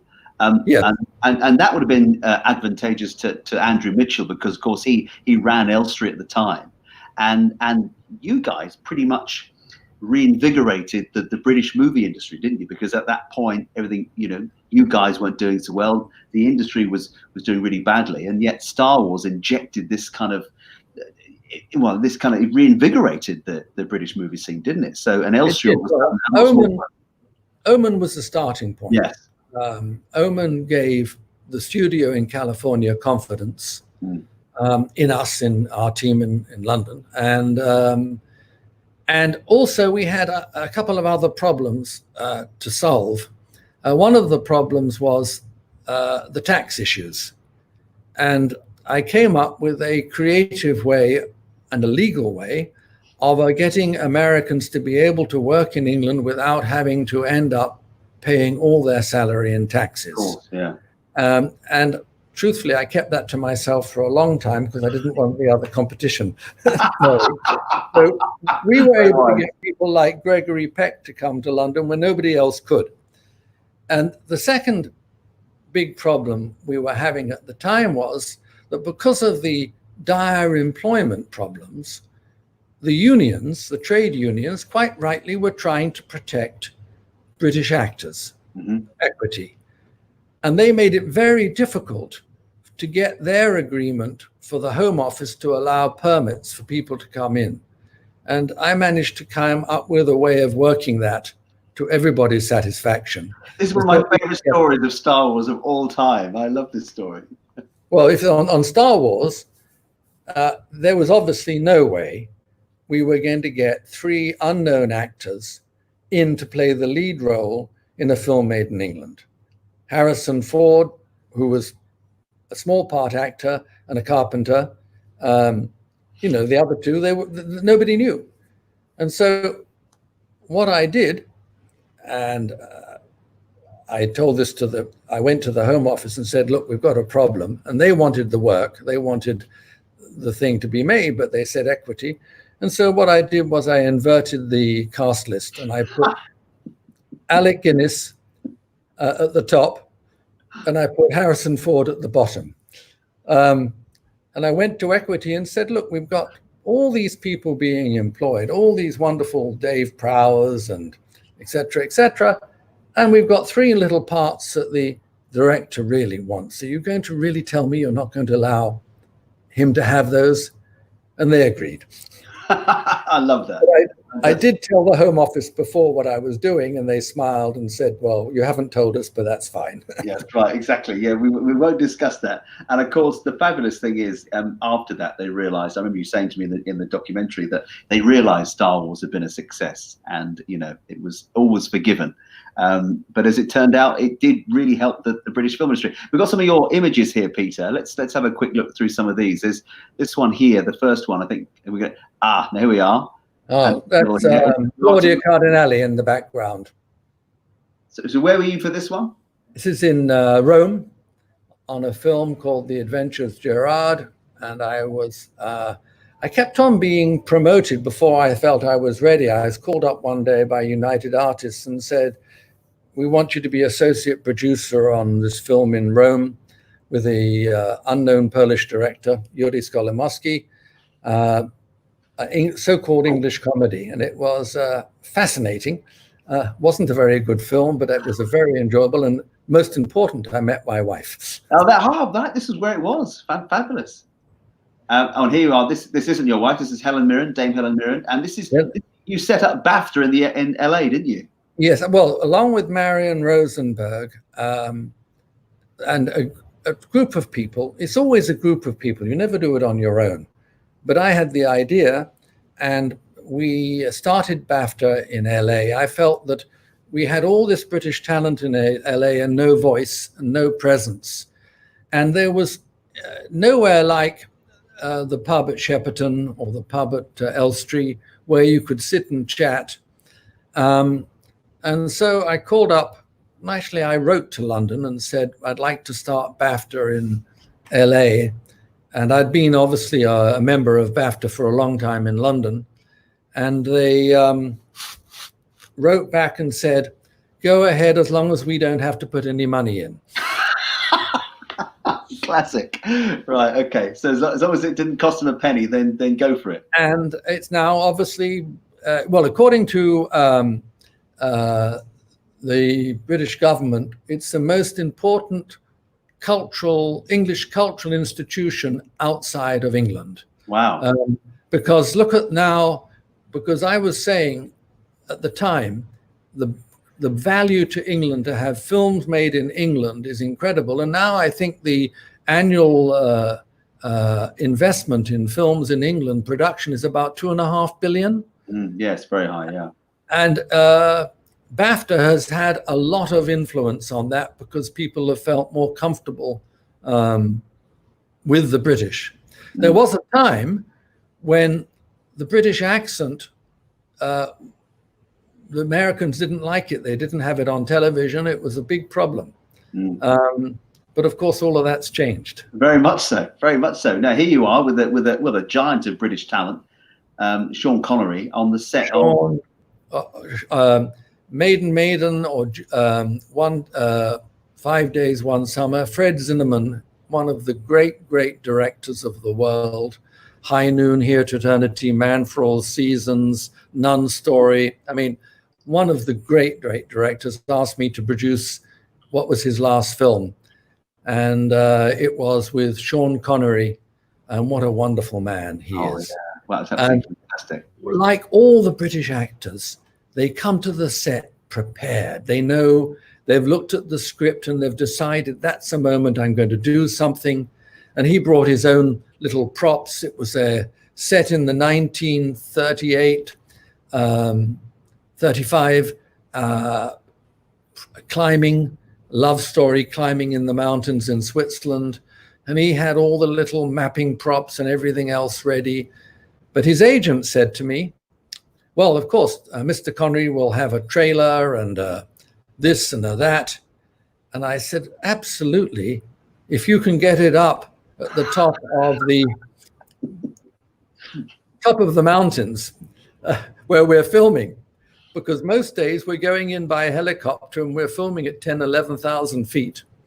Yeah, if you can get it there, that's fine. That's fine. Yeah. I said, I promise you, if Sean says and finds need for a trailer, I will get him one. But I'm not starting out with one. And I sat down with him and explained. And of course, he didn't have one. He was fine. He just, like all of us, camped up on the mountain in the snow. Fabulous. What a professional. I would talk. Oh, here we are. Here you are with Irvin Kershner, director of The Empire Strikes Back. Is this? I'm presuming. Also, The Spies. I did another film associated with him called Spies that he directed, but Empire Strikes Back. He'd been a professor for George Lucas, and that's why George hired him. He was, again, a very, very nice man. Interesting, George didn't enjoy directing. He used to complain to me on the first film that all the crew wanted to ask him questions all the time. And I said, yes, George, because you are the author. I said, they will come to you with ideas. And the great thing about directors, the good directors, they take the best of the ideas and they thank the other for the ones they don't want. But you're going to get ideas, and you can select the best. And they'll bring you red, green, or brown, and you're going to select that, or you say, I want pink. And he didn't enjoy that process. But of course, Kirsch loved it. Yeah. He was, again, a gentleman and a professional, a great pleasure to work with. And I think the next one here, we got Alan Ladd Jr. in this Alan one. Ladd Jr., his wife is on the screen right. Yep. He's standing next to him. Jay Cantor, who was my immediate boss from America. He's a wonderful producer and a wonderful executive. And there's me, and then there's Harrison Ford. Of course, Harrison Ford had done a small part in American Graffiti, but was working as a carpenter in the offices George was looking, you'll remind me, which was the director, George's mentor. Oh, George's mentor. Oh, my goodness me. He was working, George was using the offices of his mentor. Yes. I'll think of the name in a moment. Yes, I've gone blank as well. I don't know everything about Star Wars, to be fair. And Harrison Ford was the carpenter doing carpentry in the offices. And George needed somebody to read, when he had actors coming in for the various parts, George needed somebody to read the lines. And he kept on calling the carpenter in to read the lines. And after a while, he said, you know, you're so good at this, why don't you do it? And that's how Harrison got the job. Oh, fabulous. And he wasn't the star of the film. He wasn't even in the first poster. It was only Princess Leia and Luke Skywalker in the poster. But because Harrison created the part himself, he made it so much bigger. He was a pilot. He was a commercial pilot. And he turned it into this other thing. Yeah, I wonderful Han Solo. Every generation, there's an actor that comes and does more, and he's that generation of actor. Oh, fabulous, fabulous. Is it true that he ended up helping Roger Christian with some of the carpentry work on Star Wars? Occasionally, Roger would need a hand with something. I think Roger did tell me that I think that's a slight exaggeration. He may have knocked the nail in, but they had... That's close enough. I think that's a slight exaggeration. I know we've got some questions coming in for you, Peter, and I know we're going to be going to Craig very shortly as well. Here we go. We've got a question here for you, Peter, from Darren. Hi, Darren. It says, hello, Peter. Do you have a favourite film that you've worked on? Can you select a favourite film? No. In a word. I have a lot of favourite films. Obviously, Lawrence of Arabia, Dr. Zhivago, A Touch of Class, was very important to me personally. The Omen was I thought very important to me. The Sean Connery, Fred Zinnemann film was fabulous. Julia. So I have a lot of films that I have a lot of pride of being involved in. Absolutely. But I'm not one that I would say that is my absolute favorite. Probably the most important film for my transition from being a second assistant, first assistant, location manager, unit manager, etc., and also second unit director was A Touch of Class, because I made that for $1,250,000. It looks fabulous. It got an Oscar for the music. It made a lot of money, and it was done very, very well. And that's where I got the reputation for making economical films with quality. Absolutely, and hence where you money on the screen. Absolutely. Jonathan Marquins says, indeed, Ralph was responsible for Anthony Daniels wanting the role of 3PO. I can't imagine 3PO played by anyone else. I think we've heard that Anthony Daniels said he looked into that painting and he was just immediately drawn in and wanted to play that character. Okay, well, when I first analyzed the script, one of the biggest problems was going to be the robot, and all films with robots were clearly men or women inside costumes, and they didn't work. And my first thought was, well, we need somebody who is very thin, who can, therefore the costume, when it's on them, they will look proportionately correct. So that was the first thing. Then the second thing I thought was, maybe we need a dancer who is fluid. But Francesca and I had just seen Marcel Marceau, the wonderful mime artist. And I said, no, we need a mime artist who can do. And so we put out a call for mime artists, and he came in and said, I was a student of Marcel Marceau. And I said, great, what can you do? And he did the window mime. Yes. Now everybody knows, but at that time was a breakthrough. And we saw that, and that was it. Said, okay, his sin, his that. And he really did create the part and deserves a lot of credit for doing it. Fantastic. It's really. Jonathan's also come with another question here. Was there a reason Chewie didn't get a medal? It's caused much controversy over the last 40 years. I did a talk here in Almeria, Spain, about Star Wars about 3 months ago, and a young man of 10 years old asked the same question. And I said the answer is racism. I think they were treating Chewie not as an equal. And I think it was a mistake. Yeah, I think you're right. They seem to rectify that with Rise of Skywalker. Now, we've got to bring Craig in at this point, because it was one of the great people that you've cited as being instrumental in kind of getting the publicity for Star Wars. Obviously, the days before we had the internet. Hello, Craig. We had obviously Charles Lippincott doing his bit behind the scenes, working tirelessly with science fiction conventions and tapping into the nerds, as it was back then, and making sure they were excited about Star Wars. And Craig, welcome to the panels. And I know that you, and I got that here. Look, here we are. I have it. I have this. Oh boy. This is no. My book. My wife always calls my book a pamphlet. This is no pamphlet. Look at this. This is a proper. This is Craig. I don't think we've met, have we? We met a couple of times, Peter. I was mostly based in LA, but I came over for about 5 weeks on Empire, and okay. We met a couple times on Empire for meetings, I guess, at Fox House. Soho, yeah. Yeah. Soho's there. Right, exactly. And other than that, I think we mostly dealt with each other by memo. And I'm sure you'll agree with this. On the first film, we had a couple of problems. One problem was that George didn't like having a stillsman on the set, and had thought we could get stills off the camera negative, but of course you can't, because there's motion artifacts in them. So that was one problem. And the other problem was no media wanted to come.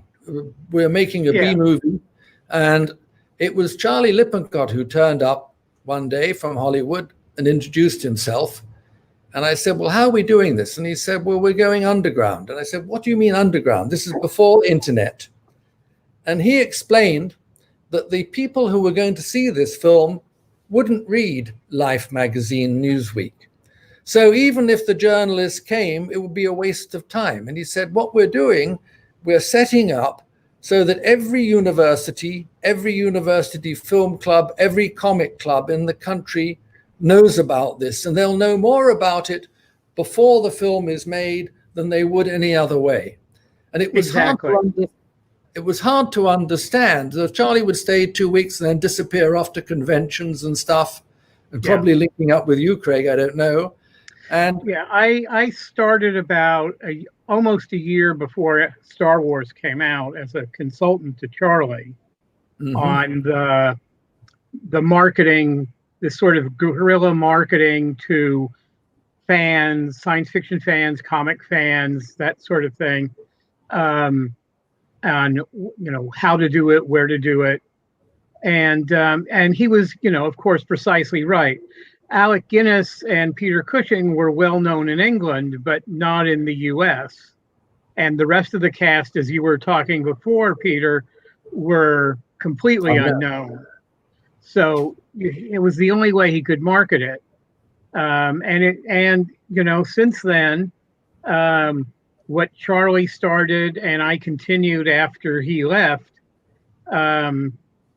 what has kind of become the norm in marketing movies. Even non-genre movies now go out to the direct audience. The internet now makes that much easier, but back in the 70s and 80s when this started, it was just completely unheard of. Exactly. So Craig, you'd have been breaking new ground, really. I mean, this is the embryonic stages of getting those fan bases going, because now we think Star Wars and Marvel, all that kind of stuff, it comes with its pre-packaged fan base. These people are ready to accept and lap up any new material, films, spin-offs, whatever it may be. But you and Charlie were really starting from scratch, weren't you?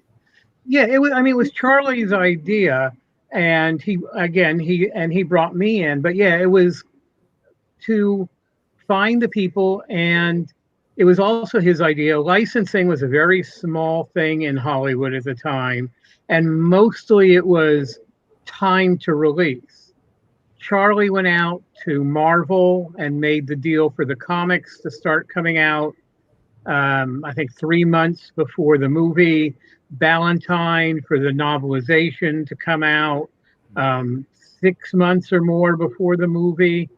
But the toys didn't work out for coming out early, but let me tell you what was going on the other side. While Charlie was doing all this kind of unseen to the studio distribution department was very negative, and they had about 6 weeks before the film was due to come out a survey done on the name Star Wars. And they spent at the time, I think I remember it was $12,000, which if you do it today is $120,000, lot of money. Yes. And the report came back and it really shattered the studio confidence for a moment, because the report came back, said it's the worst title in the history of cinema. Stars is space, and nobody wants to see space. 2001, okay, it was intellectual, but wasn't a great financial success. And all other space movies are H.G. Wells, pokey. And wars, we're fed up with Vietnam. We don't want any more wars. And so the studio was now in panic because they wanted to change the name. And then the famous sneak preview in San Francisco. And there were the market research department asked two questions. What type of movie do you want to see? And they had a long list, war movie, mystery, comedy, science fiction. Science fiction came out on the bottom, and then they did the title test, and everyone who they tested, which they did by going into Hollywood in the middle of the afternoon and talking to people, which was like not the market of the movie. And they all thought it was a Vietnam movie. And exactly as you're saying. And so, yeah, they advised, don't make this movie. And if you do, change the title. And we'd already made it. Yeah. At that point, we'd made it. Back in, I think, November or December before the film came out, the head of Fox distribution in the U.S. saw a rough cut of the film. No special effects, no, none of the final music or anything. And he was just completely blown away and sent out a memo to his, I don't know what his relationship was to European distribution, but to North American distribution, he sent out a memo to his entire sales force saying, this is going to be a great movie. Go for as big of advances as you can on this. We're going to do really well. So he was one of the first of the executives to turn around on it based on that rough cut he saw. David Raphael was his name. Yes.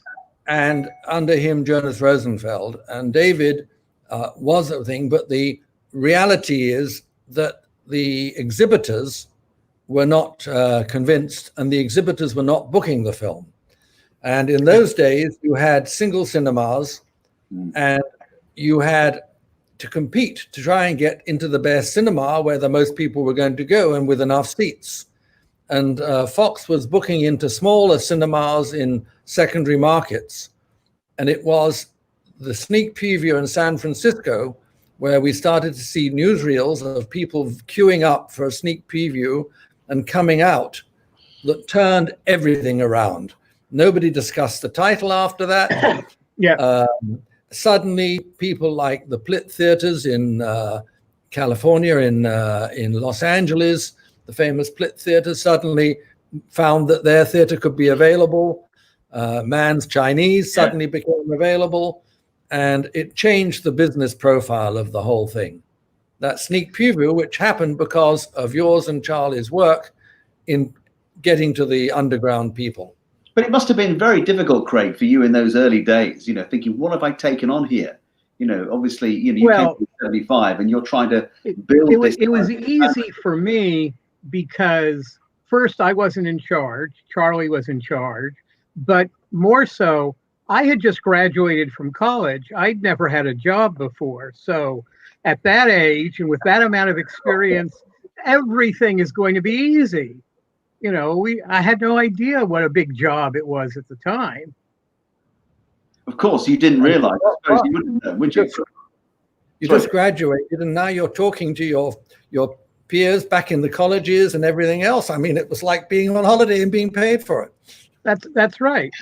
And with the science fiction conventions, I was one of those nerds. I grew up loving science fiction, so I knew, the reason Charlie brought me in was because I knew that field and could help him with what shows to take, what conventions and conferences to take it to that would get the most response, get the most word of mouth going. And that's exactly what we were looking for.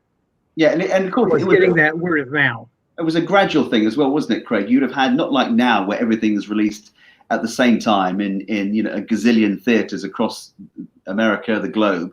It was a gradual rollout. So you had time to, I suppose, strategically plan where you were going to have conventions, where you're going to place, a bit of publicity. Was that something you were able to kind of plan? No, not really, because, the distribution plan formalized much closer to the release. And we were doing this 6 months and a year in advance. There was really no thought yet as to what theaters it would be in. I mean, obviously, we went for LA because that was easy. We were in LA. San Diego's comic convention, which today is 150,000 and known worldwide, but we did that. And we did the World Science Fiction Convention, which was in Kansas City, not a big market, but it was that was the city it was in. In 1979, the World Science Fiction Convention was in Brighton, and we did a big sort of museum-like display and exhibit and presentation, Gary Kurtz and I, for Empire Strikes Back. But we did it in Kansas City for Star Wars in '76. How was Star Wars received prior to it being released? So you're there with Charlie and you're peddling furiously and trying to sell the idea, sell the concept to people. What were people's reactions to it? Well, as I think Peter brought up earlier, science fiction, not a popular genre in the 70s. And even among science fiction fans and comics fans, the quality of most science fiction movies had not been very high. They weren't A pictures. So there was a lot of skepticism at these presentations. And that's why there was a lot of Ralph McQuarrie art, Joe Johnston art, set photos, that sort of thing. And what we found was coming in to the presentation, a lot of skepticism. By the end of our hour, there were a lot of people going, wow, if they can really make a movie that's as good as this looks, based on, the visual elements, people were giving it a chance and people started talking about it. So one of the things I'd like to mention, if I may, because we had to start the film, we had the problem of the robots, we had the size of the sets, but one of the biggest problems we had was the laser sword. And initially, we started thinking about using fluorescent tubes. We knew we couldn't afford to animate. And if we had to animate, we'd have to reduce the amount of the use of the laser sword. It would be very small because animation in those days was frame by frame, wasn't digital. And it was John Steers, the special effects man, who has not got the credit that he deserves, and Gil Very Taylor. Talented. The two of them worked out putting 3M reflective material, and it was a new material designed for car signs to reflect headlights of cars off car signs. That's why 3M came out with it. And then a wonderful man in Pinewood Studios, I'll give you the name in a moment. Anyway, Pinewood Studios used it for experimenting on front projection. This was a new idea to use front projection, and we actually used it in Star Wars. It had the advantage that it reflected directly back towards the light source. And then, so between John Steers and Gil Taylor, the cameraman, what they did was they wrapped the reflective material around a wooden oval sword, and the sword was connected to a handle, and inside the handle was a little electric motor. Now, in those days, electric motors they weren't like today. I mean, it was to get a small motor that would drive it and on a battery, because it couldn't have a cable. That was L's achievement. And by aiming the light directly at the sword and reflecting it directly back to the camera, it burnt out and looked like a laser. Now, that one thing was probably the most important benefit to the film for making it practical and all the laser practical. And I don't know why we talk about the handle and people talk about all that. Unimportant. What was important was this wonderful technique that John Steers and Gil Taylor developed. Absolutely. Yeah. Fantastic. Yeah. And what a thing to do, because without that happening, then you wouldn't have had the myth of, creating the Force, and then of course the lightsabers as well. Well, we would have found a way. We would have done it with frame by frame animation, but we would have reduced the amount of dueling and everything else. It would have been, very, very reduced. So this way it was able to be expanded. Yeah. Did you, talking of the Force and everything, Craig, obviously that is a concept that was new to people prior to Star Wars coming out, and people talk about the kind of myths and legends and the wonderful storytelling that George put into this massive melting pot, if you like, of what we all feel is a wonderful story and the stories we can relate to. Did you find that easy to kind of convey that to people? Oh yeah, I mean, I think so. It was the 70s, we still had a lot of hippie counterculture, that kind of thing. So I don't think it was that difficult to convey that. And, you gave John Steers credit he well deserves. I want to actually mention Gary Kurtz, who Gary was really the one who, to a great extent, worked out things like the Force. He was a much more spiritual kind of guy than George. And that whole mythology came from him. And I remember you were talking about, Peter, the award scene. Yes. Gary sat down with graph paper, basically, and worked out the angle of every shot in that processional, and figured out exactly how many extras needed to be in every angle.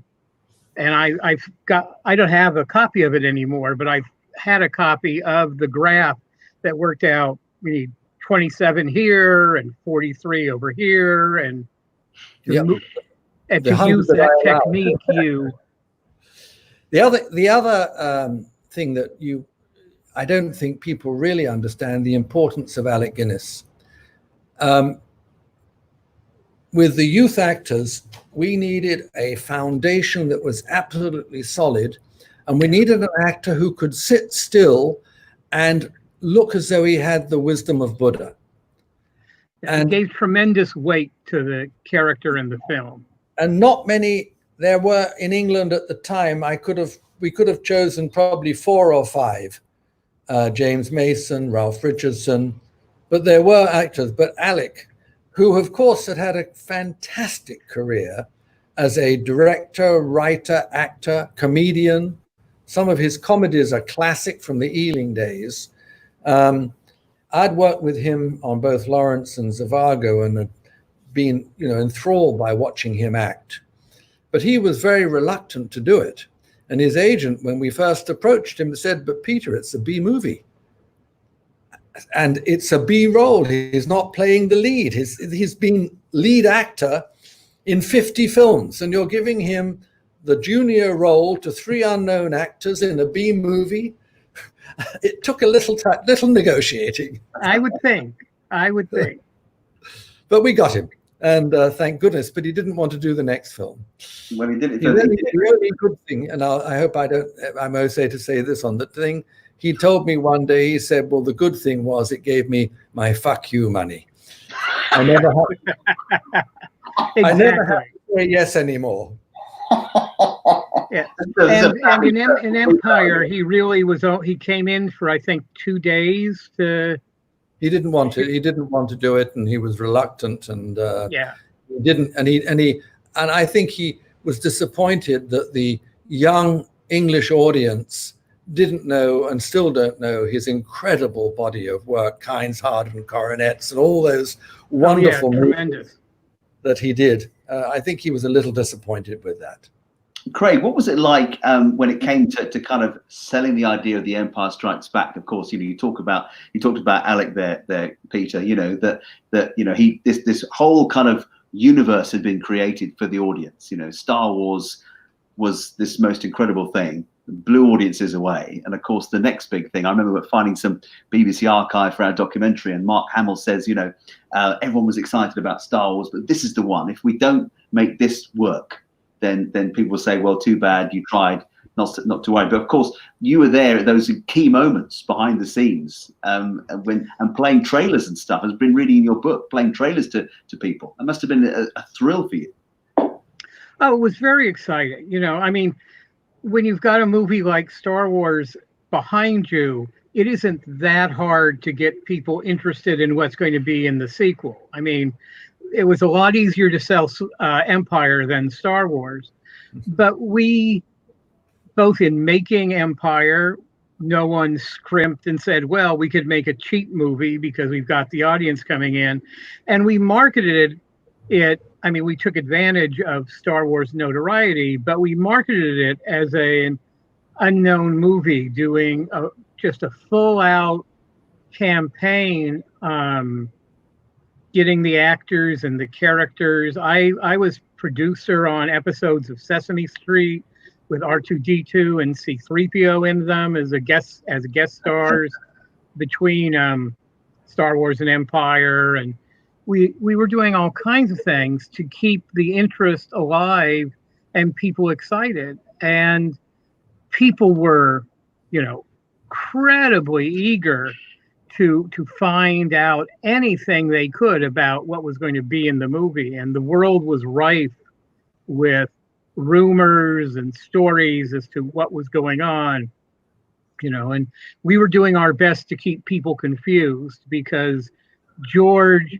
I'm sure Peter knows, didn't want to release a single image, a single character name, a single anything, because he wanted everyone to be surprised. He didn't want any cheap, low budget movies rushed out doing it, that sort of thing. So we had to, we promoted rumors about the movie that weren't true so that people would be confused. But at the same time that we were promoting the actual movie. So all smoke and mirrors, Craig, as well. You're actually creating this you're creating the hype, though, isn't it? It's like a hype factory. You're keeping people excited because, of course, 3 years between the movies. You've got to, as you say, keep that appetite, keep people hungry for it. And that's the hard part. 3 years to keep them interested. That's why we were doing things like Sesame Street and all kinds of different things. We did this. It didn't make it to England, but in the U.S. we did this 800 phone system. 800 numbers were new, toll-free, long-distance calling, and you could call up an 800 number. And I again wrote and produced these. We had the 5 of the different characters record messages about what was in Star Wars, or actually what was in Empire Strikes Back. All very vague, but all absolutely true. And for the 5 months before Empire opened, you could call for free from anywhere in the US and get Han Solo or Princess Leia or Darth Vader telling you about something that was going to happen in the movie. That's fantastic. All just stuff We're cheated now. We have that here. Would have been nice if we'd had that here. We were involved with the holiday special, the infamous holiday special. Yes, well, that this is in the Ice Cave set in at Elstree Studios. A very young me and Billy D. Williams. Yeah. Billy D was there actually for a costume test, and everyone was on the Ice Cave set, so that's why he came in to hang around for a while, because of course Lando is never in the Ice Cave. No, of course not. Yeah, that's fantastic. Here we are. Here you are with George. I imagine you can't remember the exact conversation there, Craig. Not the conversation. This was actually at the company employee screening of Empire about a month before the movie came out. Wow. Here we are. Is this recording something? No, actually, I mean, this looks terrible, but we're in the Metropole Hotel in Brighton, and it's Gary Kurtz and I up on a platform giving a slide presentation on Empire Strikes Back. But it looks like if we stood up, we would be slamming our head into those acoustic tiles. I tell you, it looks like the angle of the shot. It's a grand piano actually playing in a lounge somewhere. That's what it looks like. You could be tinkering the ivories there. Wow, what's this? Look at this here. So obviously all this wonderful paraphernalia around you here, Craig. This was actually, I'm sure Peter's been in there. This was Gary Kurtz's office at Elstree. And at one end, there's a lot of merchandise samples and stuff. And I was sorting through the slides to find stuff for the presentation we were going to be doing in Brighton. What photos that got taken on Star Wars were because of Gary, because of course I'm sure you would have had a unit photographer, but Gary was also a photographer, so he took tons of photos himself. Oh, and this is at one of the fan conventions, the Star Wars celebrations, with R2 in the Millennium Falcon replica. Here we are, back in the day. Yeah, this is on, you can't really tell in the photo, but this is Sesame Street. And Ed Breed and I, Ed was the guy who actually knew how to make the mechanics work on this R2 unit. And whenever we would do TV shows, award shows, commercials, Ed would be the one doing the main operation. But back then, technology was much different. There were like, I think, 2 or 3 car batteries inside R2, and it took 2 of us to operate the radio controls to make him move. Today, it's, you know, a 9-volt battery and a guy using his phone for all those R2 builders to do R2. The technology is just so different. But I had to start somewhere. And look at this. I mean, it's on the front cover of your book, this is. And what a picture. Yeah, this is, of course, me and the Ice Cave set on Hoth. Yeah, that's absolutely superb. Do you remember that being taken? Do you remember saying something, get a picture of me here? Did Gary take that? No, not Gary. You know, back then, we didn't carry cameras in our pockets. So there's so few photos of any of us on stages if you weren't the director or one of the stars. But because I was a publicity guy, the unit publicist would the unit photographer rather, would occasionally say, "You want a photo?" And I'd go, "Yeah, sure." And so he'd pose me and he'd take a photo. Oh, fantastic. Let me think about that for a minute. Do I want a photo in front of the Millennium Falcon? I'll get back to you. Of course you would. That's superb. And I suppose looking back for you, Craig, just a most wonderful time. I mean, I say I've only just received this, but I'm looking forward to getting stuck into it. I mean, there's so much stuff in here. It's just, and the pictures you've got as well are just fabulous. So I'm looking forward to this. And this is your kind of, everything's in here. This is, yeah, my everything in there. It's a much bigger book than I had expected it to be when I started writing it. But it came out last December through Amazon and Barnes and Noble. In the UK, I guess Amazon. Yeah, it is. That's right. But it's all about the making and marketing of the film and what we did with fans and all of the stuff. And it's all stories that you haven't read in any of the other books about Star Wars. I think as fans, we always think we've heard everything, and then I was fortunate enough to make the documentary "The Galaxy Britain Built" and have people like Peter and Nick telling me stories as a Star Wars fan that I never heard before. And then you think, I must have heard it all now, and then you get this and you go, hang on, there's a lot more here, that we haven't heard, which is invaluable to fans, and also I think just fans of movies in general and how things have evolved over the last 40 years. And that's important, isn't it, to have that historical record. Yeah, and there's probably more historical record about the Star Wars movies than any other movies ever made. And there's still stuff coming out that we didn't know about. I'm sure, Craig, that we may have some questions before we end our panel here. Oh, here we go. Look at this. This is very good. Wow. Because Craig, how did the radio controls to make R2 move work? Well, the technology I couldn't begin to tell you, but one of the radio control units basically drove him forward, back, turn left, turn right.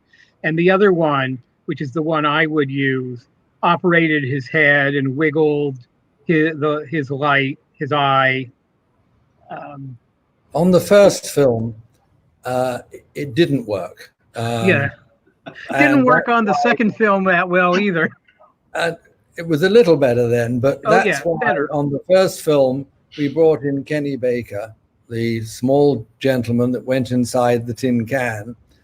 And what was extraordinary was that with the best will in the world, the special effects men would try and push a button to react to the other actors and didn't react. But Kenny Baker, being an actor inside, was able to jiggle and bring a personality to R2-D2 and bring him live. And it took a real person inside to do it. Now with minor, small little electric motors, you can do a lot more. But at the beginning, you were lucky to make him go in a straight line, let alone round a corner. And in the end, we did a lot by pulling on wires rather than using the electric motors. The whole world technology was so different. Yeah, I mean, a lot of shots in Star Wars end where they do because that's where R2 suddenly turned left or fell over. Yeah. Another question here. Look, from Darren, it says that, Craig, what was the most bizarre merchandise you saw? And being the Star Wars world, there's probably quite a lot. Oh, yeah. I mean, I only worked on Star Wars and Empire. So after that, I didn't have involvement. And one of our early rules, which kind of went away, was that it all had to be intrinsically Star Wars stuff. You couldn't just put a sticker on a hairbrush and say it's a Princess Leia brush and tomorrow put a Snow White sticker on it. So we tried to rein in that kind of stuff. But there's certainly been a lot of bizarre things. I think the strangest one I saw was a Jar Jar Binks lollipop where there was a head and the tongue stuck out and you suck the tongue. That was like, who thought of that? Yeah, that's not very appetizing, is it? I was lucky because after the first film, we had 6 months before it came out in London. And up to that point, the only merchandising really on films was Disney. And it was very small. And I got a call one day from my boss, Alan Ladd, you're in charge of merchandising in Europe. We want a lot.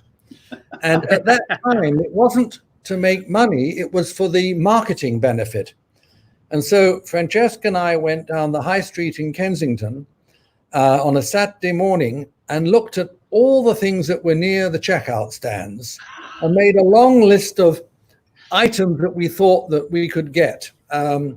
Obviously, T-shirts, but there were paper plates and there was soap and just a whole range of them. And then I started calling, and a lot of people just said no. But in the end, by the time the film came out in London, we had nearly 2 items in every type of shop in England. Good stuff. Yeah, exactly. It's, as you say, it was kind of groundbreaking with the merchandise, with the toys, of course, as well. You know, the 3.75-inch figures, right? And all of that stuff was revolutionary, wasn't it? Because it all went hand in hand. And that merchandise. It never happened. The next one. No feature film had ever done the merchandising like that. We have one little story from England which is amusing. A young man came and wanted to do soap, and we had a big company coming, and their models of the soap weren't anywhere the quality of the young man. And I was going for quality. And so I said, you'll do it. And they came out, and we were invited to go on Eamon Andrews' BBC Business This Week, which was on Sunday evening. And quite frankly, I was a great fan of Eamon Andrews, but he was very negative to business. And we went in, this young man, and he said, aren't you ashamed of yourselves? I said, why? He said, well, you're selling soap to children, you're exploiting them. I said, hang on a minute. Do you have children? And I can't remember his answer. He said, but if you have children, you know getting them to bath once a week is a nightmare. And if you can make the bath a bit more fun, and if the product you're selling is quality, and if it's cheaper and it's got character than the stuff that the big companies are selling, why is that immoral? And he said, thank you very much, goodbye. And we were off the program quickly. And the young man was quite frankly in tears. We were left. He said, I'm ruined. He got home that night, and somehow the chairman of Boots Chemist got his number and called him up and said, I want it. And he's now a multimillionaire. Yes, you know, there's that old saying that all publicity is good publicity.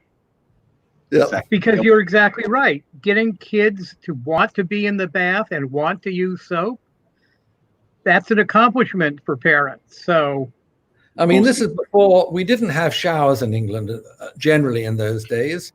And your kids had a bath once a week. That's how it was. If you were lucky. Yeah, the Monty Python sketch coming on here, gentlemen. But it is. I mean, and you know, the things have evolved. I mean, I did another documentary about Star Wars about the figures and Palatoy Star Wars toys, and how at the time it was so revolutionary, and how you know, people hadn't had that before. You had in this country an Action Man, in America G.I. Joe, and then all of a sudden you're getting these little figures that were going in the Millennium Falcon, and you could play, you could act out. You could do. I mean, I was born on. Peter knows this. I was born on May the 4th, 1977. So I grew up with Star Wars, having been born on Star Wars Day, and it was kind of you had the toys. That was what kept your interest going, as you say, Craig. It's keeping that going for children, wasn't it? So whether it was a bar of soap or whether it was the toys, it kept the interest going. Did that help to have that merchandise? Oh, absolutely. I mean, George and Charlie were pretty sure that merchandise would be very big, and Fox thought it would be nothing because it's always been nothing, which is why they were willing to make a deal where this director wants to keep the merchandise. Actually, he didn't get the merchandise. He got to split the royalties on the merchandise with Fox, but we'll take less money in order to get merchandise. Sure, give it to him. They were very happy to make that deal, but no one else after that ever got that deal. I bet but it's tremendous. It was thought for for marketing purposes, get it out there, and that's why it came out early where they could, so that the name Star Wars would be on the minds of people when the movie came out. Exactly. I mean, it's the premise of advertising. They're not trying to convince you to buy this brand of soap. They're trying to, when you go into a market and you see an entire aisle of soap, oh, this name, I recognize this name, it must be good, I'll buy that. That's the whole purpose of it. And they wanted people to go, Star Wars, oh, I want to go see that movie. Exactly. It's there in the consciousness the whole time, isn't it? I mean, we now know these images behind me, and all the stuff to do with Star Wars is so intertwined in pop culture, in all culture really. We know it in every, you've got to go a long way on planet Earth, to find somebody that doesn't know who Darth Vader is or who Luke Skywalker is. So kind of keeping that going in that time. Was it, looking back at that point, Craig, do you remember thinking at the time, this is really exciting? Or was it only retrospectively think that? Oh no, it was tremendously exciting. With Star Wars, no one knew what was going to happen. I liked the movie. The people working on it liked the movie. But we thought it might break even. It might make enough to do a sequel. No one was thinking it'll be so successful that 40 years later we're going to still be making sequels. Yeah, it's incredible. No one thought that kind of thing. But we were very excited about the movie, and of course the reaction to the movie was phenomenal. Beyond anyone's belief. Yeah. Well, was that the same for you, Peter? The reaction at the end? Yeah, I mean, when we were making it, and I think I told you before, you're never sure when you start a movie, but there was a good story in it, enthusiasm, and it was, my first confidence came when, towards the second half of making the first movie, I started seeing some of the crew's kids come on the set. And I asked, what are they doing here? And it was the Grips children who wanted to see R2-D2 and Whoopi. And then that became a habit. I mean, kids started coming and looking and admiring. And you say, well, if the kids are already relating now, so you started to believe it might be good. But then, unfortunately, we had the first rough cut, which was, as you'll remember, Craig, a big disappointment. And then they had to change the editor, and George's wife took over, and then the next one put us back with confidence. Yeah. So it wasn't just a linear success. Hi, Nick. Welcome back. Yeah, well, Hello, Nick. We're having a great time. We're just catching up here. Watching, what you guys have been talking about, it's been great to really look at this from a completely different perspective to what most fans would expect. And that's, that for me, that's exactly the essence of what I try to do when I'm trying to inspire young people to follow their dreams. I like them to understand that we didn't all start as being famous people, and we didn't all start as doing these things. We struggled along to try and put something together, basically from nothing. I think John is one of the few people that whose father was in the business that automatically led him into the business. A lot of us, either fought to get into the business, or it took time in other ways. So I'm just coming back because we're going to soon have to make a transition into our next sections. And I wanted to say how great it was to listen to you guys. Thank you. I'd like to thank you, Nick, for organizing this, and David for the interview, and Craig, nice to meet you again, and congratulations on your book. I'll see if I can Thank you, Peter, and nice meeting you, David. I've seen your Star Wars documentary. So. Oh, thank you so much. That means a lot, Craig. Thank you ever so much. Well, you've seen Peter's fabulous interview there, and Nick's, so Yeah. But honestly, it's been a real pleasure to meet you, and wonderful to catch up with you again, Peter. Ciao, fellas. Thank you. Yeah, Peter, I'm hoping maybe at some point, because we've really only scratched the surface with you. I'm hoping at some point we can talk about, some of those classic movies like Lawrence of Arabia and Dr. Zhivago, and some of those classic directors that you got to work with that younger generations probably have lost track of entirely. That'd be great. Anytime you like, give me a call. Thank you. Take care. Take care. Bye, fellas. Okay. Bye-bye. Hey, Craig, I'm going to talk to you again at some point, I'm sure. Okay. Good luck I'm with sure. the book. I'm hoping, and you've been sick recently. I hope that you'll have a really good recovery. And thank you so much for coming on just about a week after surgery. I think that's been extraordinary. Everybody watching, I bet they didn't have a clue. So, you know, you did a great job. Well, thank you. I was happy to be here. It's wonderful to have you, Craig, and we wish you well. All right. Take care, my friend. So it's you and me. Wow.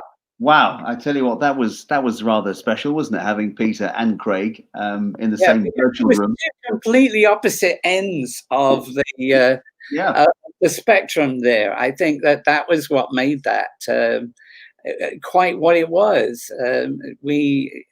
A lot of people had all over the internet. You've got fans who think they know everything about the movie because they bought the books that they made about Ralph McQuarrie and about George and you know, about those other things. And there were so many people behind the scenes that they just didn't even think about them being there. It's when I get people walk through the museum, they often, and I have, you know, what I've got there really just about scratches the surface.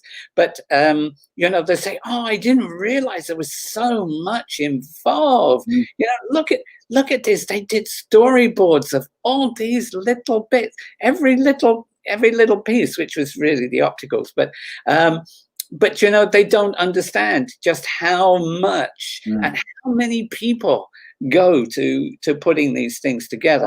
And those of us who made it, we don't really think about all the people that are running around selling it afterwards. No, of course not. And people like Craig and Charlie Lippincott, they did such an amazing work, groundbreaking work, you know, to get people interested. Well, I think the clever thing there was that they were both young people who were into comic books and into universities, and so you know, they were in their element. They understood that culture when maybe you know, most movie companies didn't.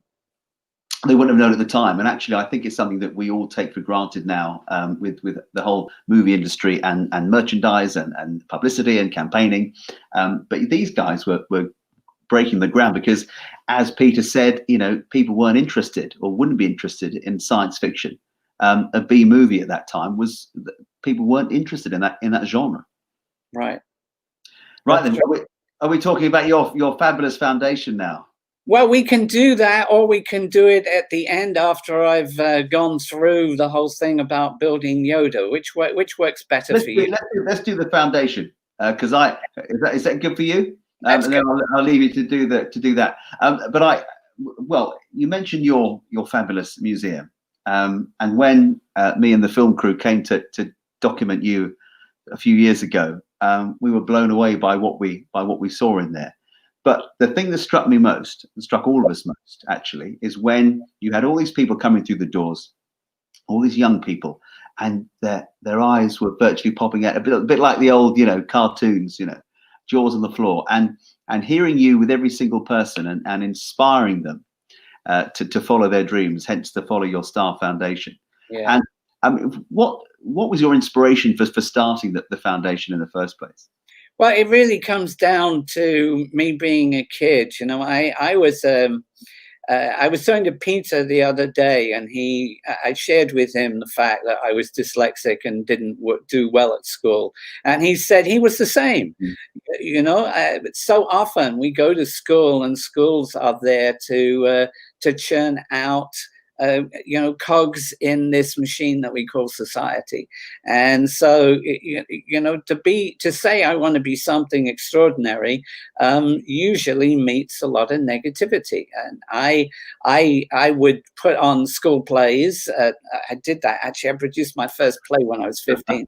When I was 13, my teacher, my metalwork teacher, explained to me that he thought I was an idiot, that I had all these fanciful ideas, and that really I should take up woodwork or metalwork and focus on that, because I was going to work in a factory. You know, and it had never occurred to me at that time that at 13, at such a young age, that people had made those decisions as to what they felt that I was worth.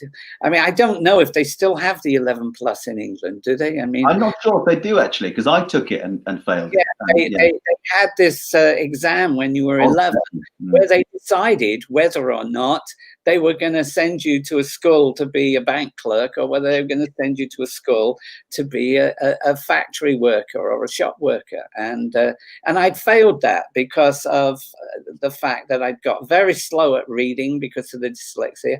I didn't like to read in class when I was about 8 because everyone would laugh at me, because I knew the words if I was having a discussion, but looking at them on a page, you know, I wouldn't say appreciation, I'd go application, you know, I just couldn't make that connection. And so at 13, you know, the teacher told me that I should get serious, and I did. I got serious to prove he was wrong. Years later, when I was doing autographs and other things, I found that people would be asking me questions, and I'd always have this background element where I would be trying to say to them, but you know, I'm just a kid from a council house, from low income, from the projects. If you're from the States, you know, if I can do it, you can do it. You just have to understand. I succeeded because at 13 I was driven, and you have to make more effort than the next guy if you want to be the one they talk about in 40 years. Yeah, absolutely. And your museum is a way of kind of conveying that, isn't it? Yes, that's exactly what it is. You know, we started out with art galleries, because when I went to the Caribbean, they weren't making movies there, but I knew how to paint. So I started an art gallery, and they say you can't make a living as an artist. I have to tell you, that was really easy in comparison with breaking into movies. And so I did that for a while. And when the ships picked up our art gallery, they did it because I'd worked on the Star Wars movies, and so they showed all these photos on the ships of me working on Yoda, which will come up in the next panel. And people get off the ship and they go up to locals and say, "Where's that Yoda guy?" They couldn't remember my name. They couldn't remember the name of the gallery. It was Island Arts. How difficult was that, right? Yeah. But they couldn't remember that. And the locals would look at them and go, I don't know. I mean, they didn't know anything about me working on movies. So we put that Yoda guy on the outside of the gallery so locals would know what they were talking about. That's how that came about. But yeah, it was later on when I started to think about where I was going to be when I was 85 or 95 that I thought, well, let's put up a museum where I can put myself as a DVD or a hologram, and I can still be encouraging people when I'm maybe sick in hospital or whatever else. And so that's how the museum came about. And the museum is absolutely, and I can speak from experience here, jam-packed with some of the most amazing movie props from some incredible films, not just Star Wars. No, there's lots of stuff from different movies. I mean, I'm fortunate that when in my book, which is it's a motivational book. It's a Jedi's guide to self-empowerment, so to speak. In my book, I say you need to look at what you've got that other people don't have and build on that. And here I am sitting in the Caribbean. I'm saying, well, what have I got? You know, in the Caribbean, I could have opened another jewelry store and been one of 200 jewelry stores. What's the point in doing that? But what I had was 300 friends and colleagues like Peter and Craig and John that I could at least make contact with. And they were at a time, many of them, where they were downsizing. So I tried to get, you know, what I could from wherever I could. And also we have a great supporter in Brandon Allinger, who is the COO of the prop store in Los Angeles. And they have access to a lot of great stuff too. Yeah, absolutely. And well, there's their counterparts here in Britain as well. We filmed with them recently. I think it started in Britain. Yeah. Stephen, and then Stephen and Brandon kind of paired up, and Brandon looks after the LA end of things. Now, we can't go. Well, I mean, I know that you're going to do a whole panel in a minute about that green guy behind you. Yeah, right. It's interesting. We were talking earlier about how obviously you worked on 50-something movies, but yet everyone talks about you from Star Wars and The Empire Strikes Back, and your pivotal work in getting Yoda to work. In our documentary, we talk about the moment, the hallelujah moment for you and Bob Keenan, who was apprentice, and you got Yoda working when Stu Freeborn had to apart, you know. In the next panel. Yeah, so all those wonderful things that you talked about there, but of course you've managed to rebuild him, haven't you, as well? Yeah, that's what's behind me. I keep pointing the wrong way because the camera way, you know. Behind me, this is a full animatronic Yoda. This is this has been made from relics. It's you know, I wanted, when it looked like Yoda was going to be CG for the rest of his days, I really wanted to pay tribute to the original way that we did things. I mean, the guys were just saying that radio control and those mechanisms was not what it is today. And if he was being built today, he probably would be very largely animatronic. But you know, in those days, we couldn't. I don't ever remember us trying to make a eye mechanism to go in something that would look left and right and up and down and have a blink and have the puppeteer's hand move through the middle of it before we ever got to this character. And so I wanted to really pay tribute to that, to show how it was done back then. And so this is built in exactly the same way. It's all manual. But when I take it to conventions and kids' hospitals and schools, I took it to last out. It went to a school in Tulsa, Oklahoma, where we had like 300 kids. We had like an assembly where we talked about, you know, being all you can be and working hard to be something special and to think beyond the box. Mm-hmm. They're amazed. Really, I mean, you see, I don't know whether you were there. You were at Star Wars Celebration Europe, but I don't know if you were there at that time when I was operating him, and we had a crowd of people there. But they just went.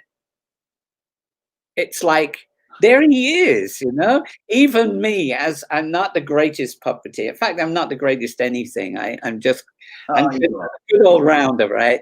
But you know, he and with that first version that I built, it's built for 4 puppeteers, and there was just me and one helper. This one has been designed specifically for 1 puppeteer. It's slightly more limited, but actually it does more than the 2 of us were able to do. You can actually get, you know, the eyes moving and the ears moving and the mouth moving and all of those things all at the same time. It's fabulous, and actually, I keep expecting him to come to life any minute now. Well, one of the things that's great about him, because he's built the same way, he isn't a rigid figure like you would buy in a shop. You know, his head is made as a separate item. It's waiting for a hand to slide inside, and it fits in a body that is separate. So we can actually change his position until we feel that we've captured a little bit of life there. Fantastic. Now, of course, one of the reasons for putting these panels on, Nick, of course, is the uncertainty with everything, given the COVID-19 and the epidemic across the world. And of course, you know, we talked about people coming to your museum. Sadly, they're not at the moment because the ships aren't coming in, and very much in the Caribbean, you're reliant on tourism, aren't you? Yeah, unfortunately, yes. And there won't be any ships until August. I was having a meeting yesterday with the landlord who wants to give us 1 month, and we're going to lose at least 7 months of income, and so there is a very real possibility that we'll have to close it down. I've explained that to them, and now it's going to come down to whatever kind of decision they come to as to whether they're prepared to compromise.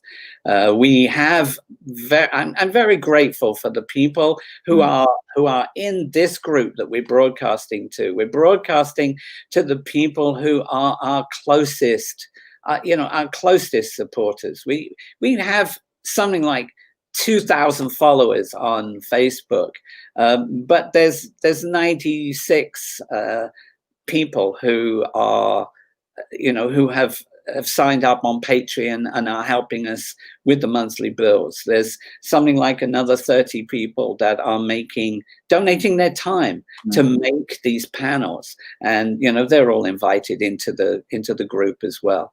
And so there's 130 or so that are in this group they're our family. They're our digital family, the people who care about us enough to do that. We're going to try and reach out to other people by releasing these panels one at a time through one of our other groups, and through that draw more people in. But we are at a critical time right now. We raised 23.5 or 4 or 5% of what we need on a monthly basis if the landlord doesn't compromise.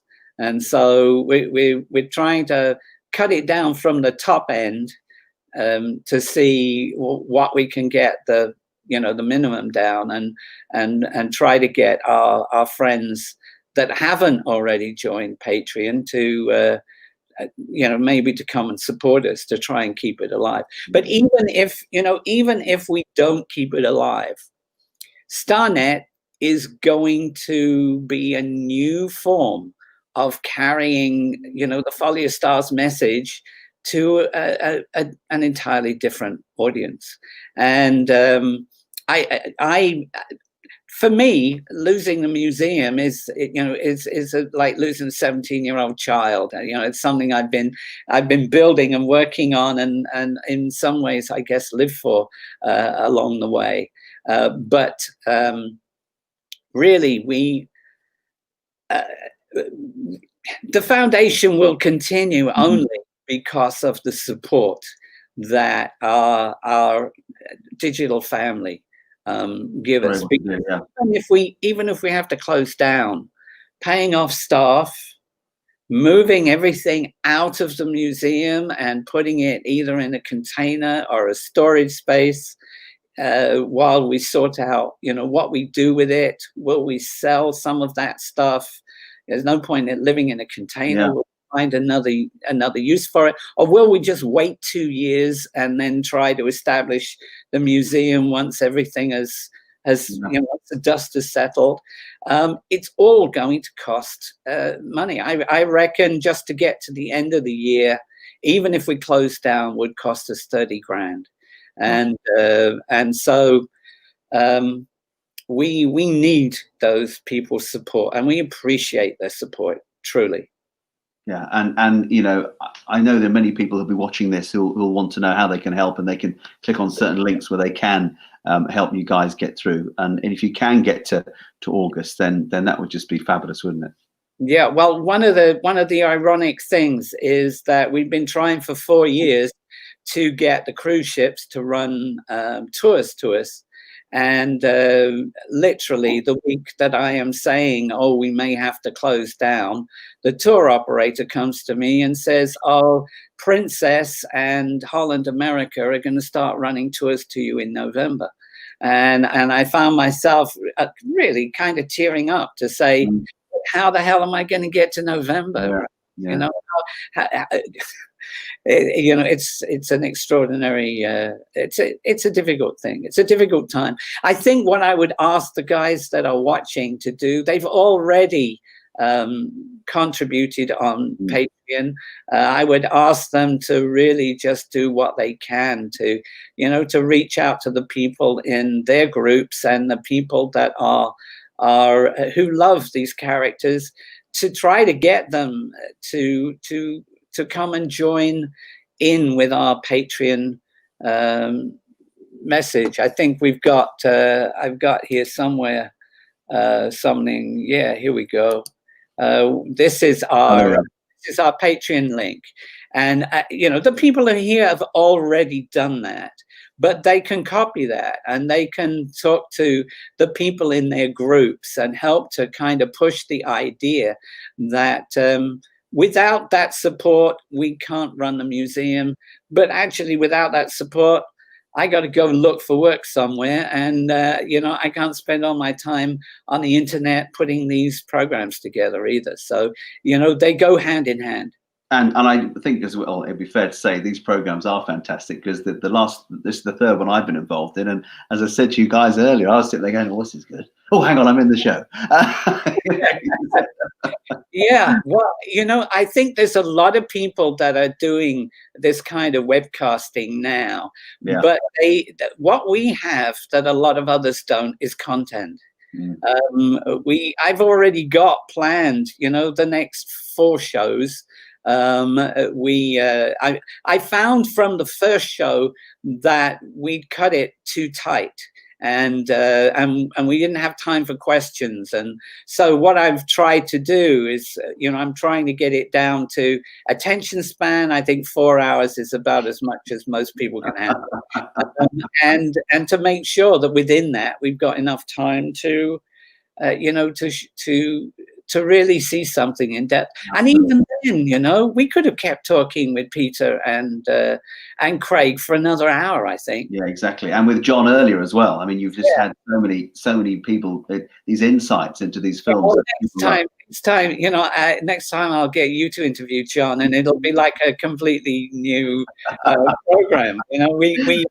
You're a great co-host, because thank you. I enjoy it. Cover these things from opposite ends. Well, thank you, and I think as well. Maybe I'm asking the questions that because I'm thinking, oh, I want to know about this, I want to know about that, and I'm fascinated about everything. But it's been a real pleasure, Nick. So thank you very much, and I look forward to the next one with you. Yeah. Well, thank you, David. I'm going to move on to our next panel now, and as always, I will miss you when you're gone. I will be listening anyway, so I'll catch up with you soon, my friend. You take care.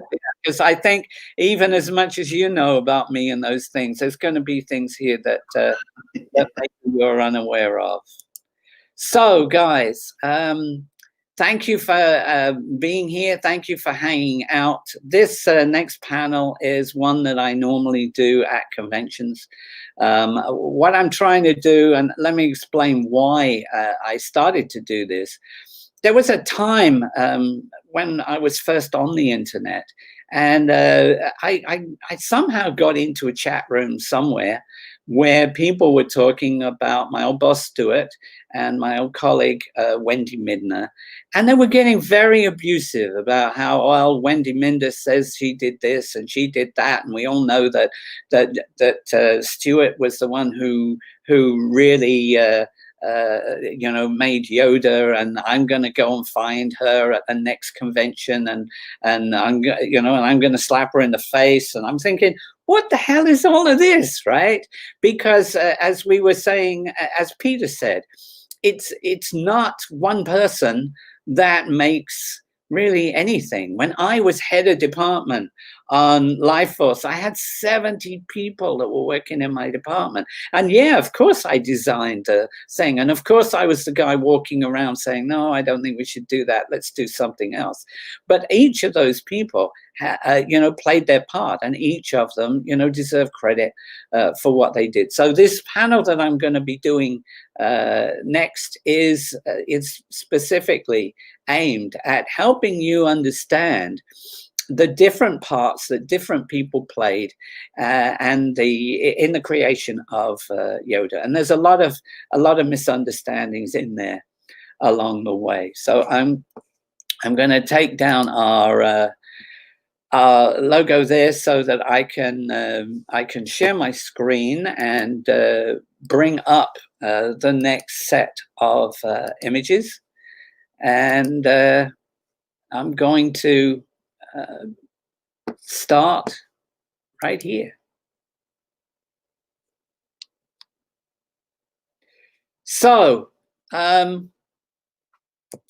actually I started at the end instead of at the beginning. Let me start right here. That's better. Yeah.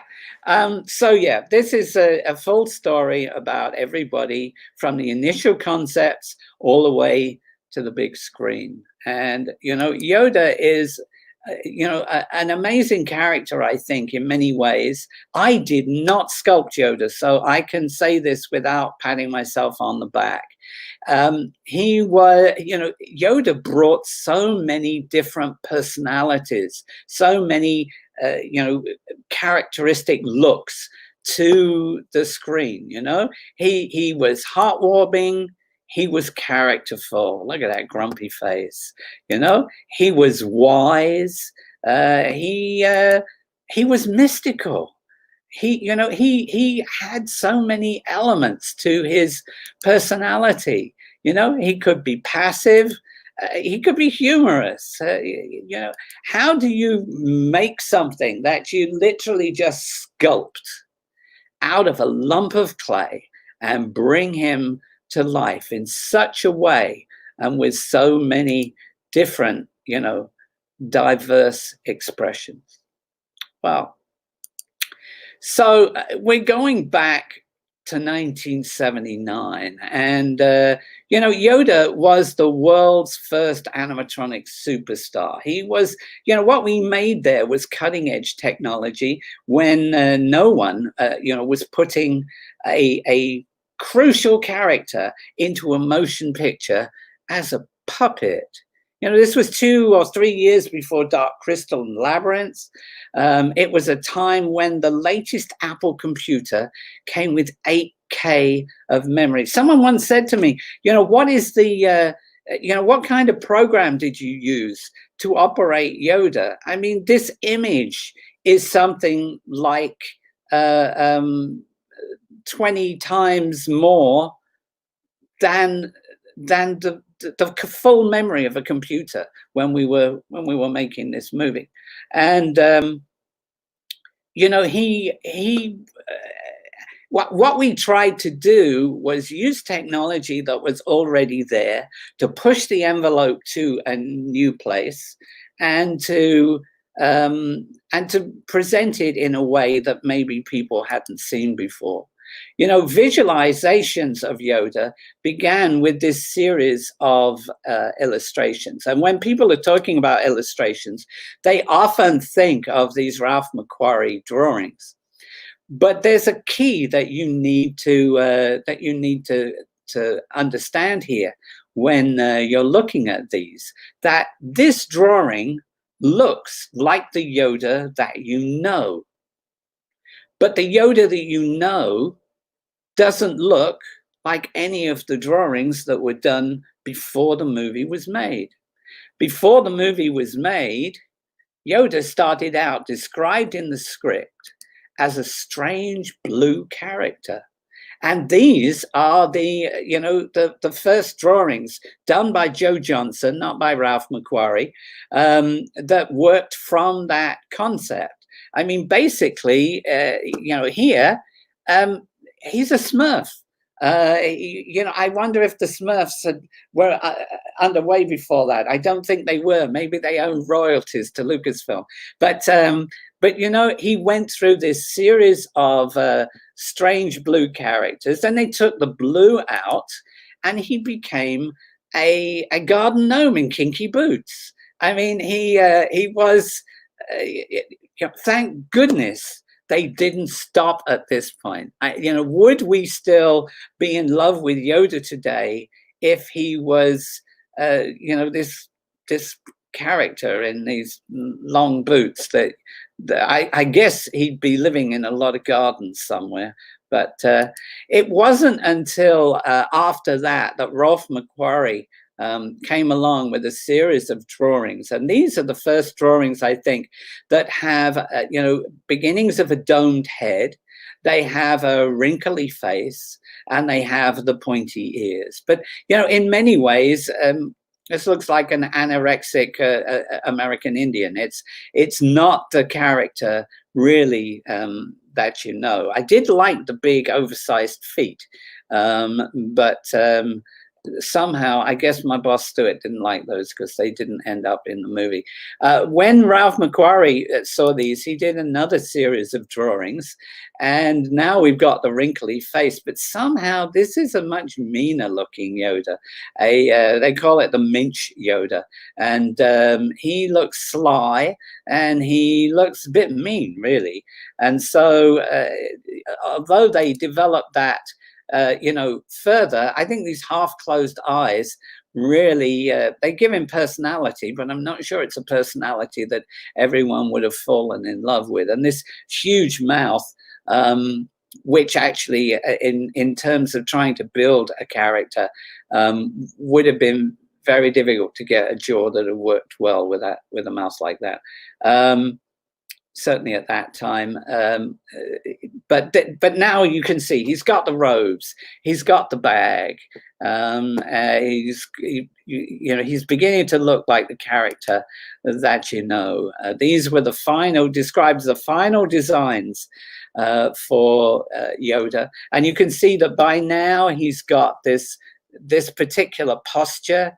He's a small character. It's been decided he was going to be a glove puppet. He doesn't look like the Yoda that but you can see the essence of that character. So we went from there to the studio, and this is a photo that we had in one of our previous panels. This is Elstree Studios in London. Everything on this side, on the right side of this red line that runs up the middle of this, is gone now, and that actually included the stage that George Lucas built, which was up the back. When they sold off this area and turned it into a Tesco's, they moved that stage. So they still have the George Lucas stage. It's just not standing where it used to.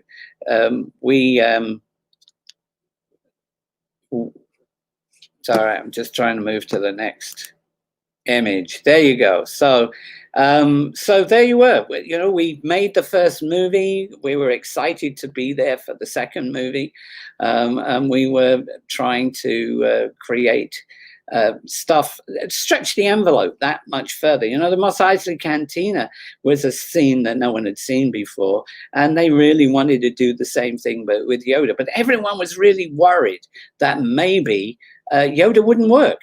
And the whole movie, it was said, hinged on whether Yoda was going to work or it wasn't. Before Yoda, there were no puppets that had sophisticated eye and ear mechanisms, capable of subtle changes of expression. They were Muppets. They were Miss Piggy, which was fun, but the eyes didn't move. The only thing that moved really was the mouth, and they were also largely cartoon characters. Yoda could look up, he could look down, he could look left and right. The eyelids opened and closed, the ears moved up and down and in and out.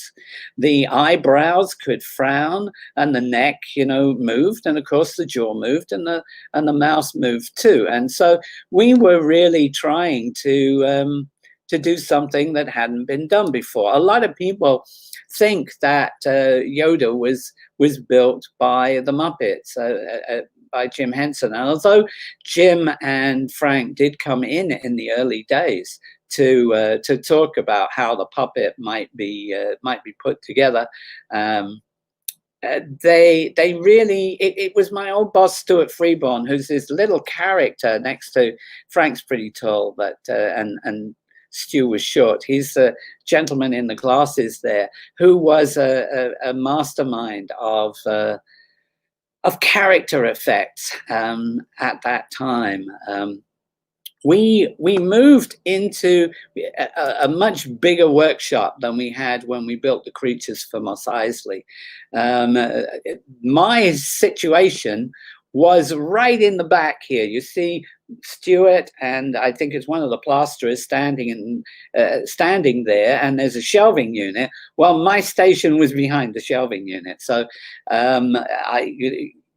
maybe I was sitting there when they took this photograph. I'm really not sure. The nature of the workshop was the photo that you just saw was taken really from this area here. The foam lab was just through the back, and that's where I was making all the foam skins and the prosthetics for characters. There was an office, and then there was Stuart's area where he was working on the prototype Yoda, and another room that was really like a lunch room.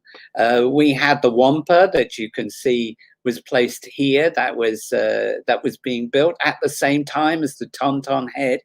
At the same time as I was working on radio-controlled Yodas and other things here at the back of the workshop. You know, when my boss's son Graham had gone down on the set, he was the chief makeup artist. Then, I was the senior guy in the workshop, so I would be looking after the guys in this area while Stu was, in his office. Doing his thing. As I say, this is the final design, but it was from that Stuart started his sculpting, and you can see that Yoda is really quite different when we first start. The ears are bigger. It's the domed head is building. The eyes are really rather small and very close. The mouth is sort of frowning. And the nose is a bit like a dog's nose, more like Chewbacca. Stuart was the mastermind behind the making of Yoda, and he and his son Graham were really the driving force in our department. Graham's an unsung hero from Star Wars. He sculpted a lot of the stuff that you saw, while Stu would focus specifically on one or two characters. Graham would be knocking out the rest. And so a lot of the characters that you know and love actually come from Graham's hand and from Graham's brain. Stu's wife, Kay, was the makeup artist looking after Carrie on set, and she would be down on set most of the time. She wasn't really in the workshop except for when we had a panic and we needed to finish various things. So here actually you can see me and Stuart. This is we're doing a opening a live cast here. Above, Graham and Stu are doing the live cast for Harrison Ford in Carbonite, and we made the live cast of the head. The material they're putting on his face is dental alginate, and I'm off to one side at this point, mixing the alginate in batches so that I can just keep feeding it to them, and then it goes off at different speeds. So the upper part of the face goes off before we cover the mouth. And so we've cleared the nose by the time we get to the mouth. But you can see he pulled that facial expression, that famous facial expression, while we were putting the live cast on. After months of sculpting, and there's a video that says, where Stu says, "Oh, we've been working on this for a couple of weeks." That really was made for publicity, and publicity often is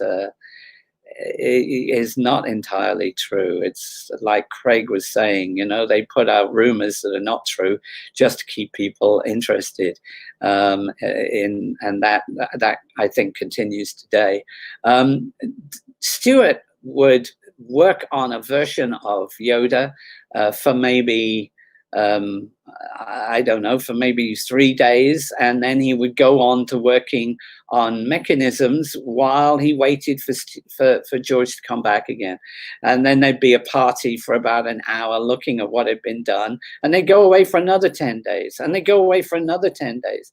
And so this sculpting just went on and on and on while they were trying to figure out, this character looks quite a lot like that original drawing, but he doesn't look friendly, he doesn't look wise, and he doesn't look humorous. And they were trying to put these elements into this face. We were all desperate to get started on physically making the character, and so it was driving us a little bit crazy, waiting through this period of time. A critical member of our crew was Wendy Midner, known as Wendy Midner Froud or Wendy Froud, because she married Brian Froud, who was the designer behind Dark Crystal and those Henson movies. Wendy was a puppet fabricator for the Muppets, and she came and joined our team as a liaison. And so she knew how to make Miss Piggy and how to make these things. And she was there supposedly to make the bodies and to do, other things that were going to make a puppet that was going to be acceptable to Frank when he finally came back. You can see Wendy working on characters for Henson there, and here with Brian Froud. This is obviously a more recent photograph. Wendy was a lovely lady and a lot of fun to work with, a charming, really a charming person. And while she was waiting for Stuart to finally get everything put together, she put together her own version of what she thought Yoda might look like. And so this we could call the Muppet Yoda. And the photographs of this have been seen, all over the place. It was the first Yoda to be put together because Wendy was used to making something really quick. Actually, this looks more like one of those guys that was in the theater on the Muppets, the two old guys. I don't remember the names of them, but I think there's some of them in there too.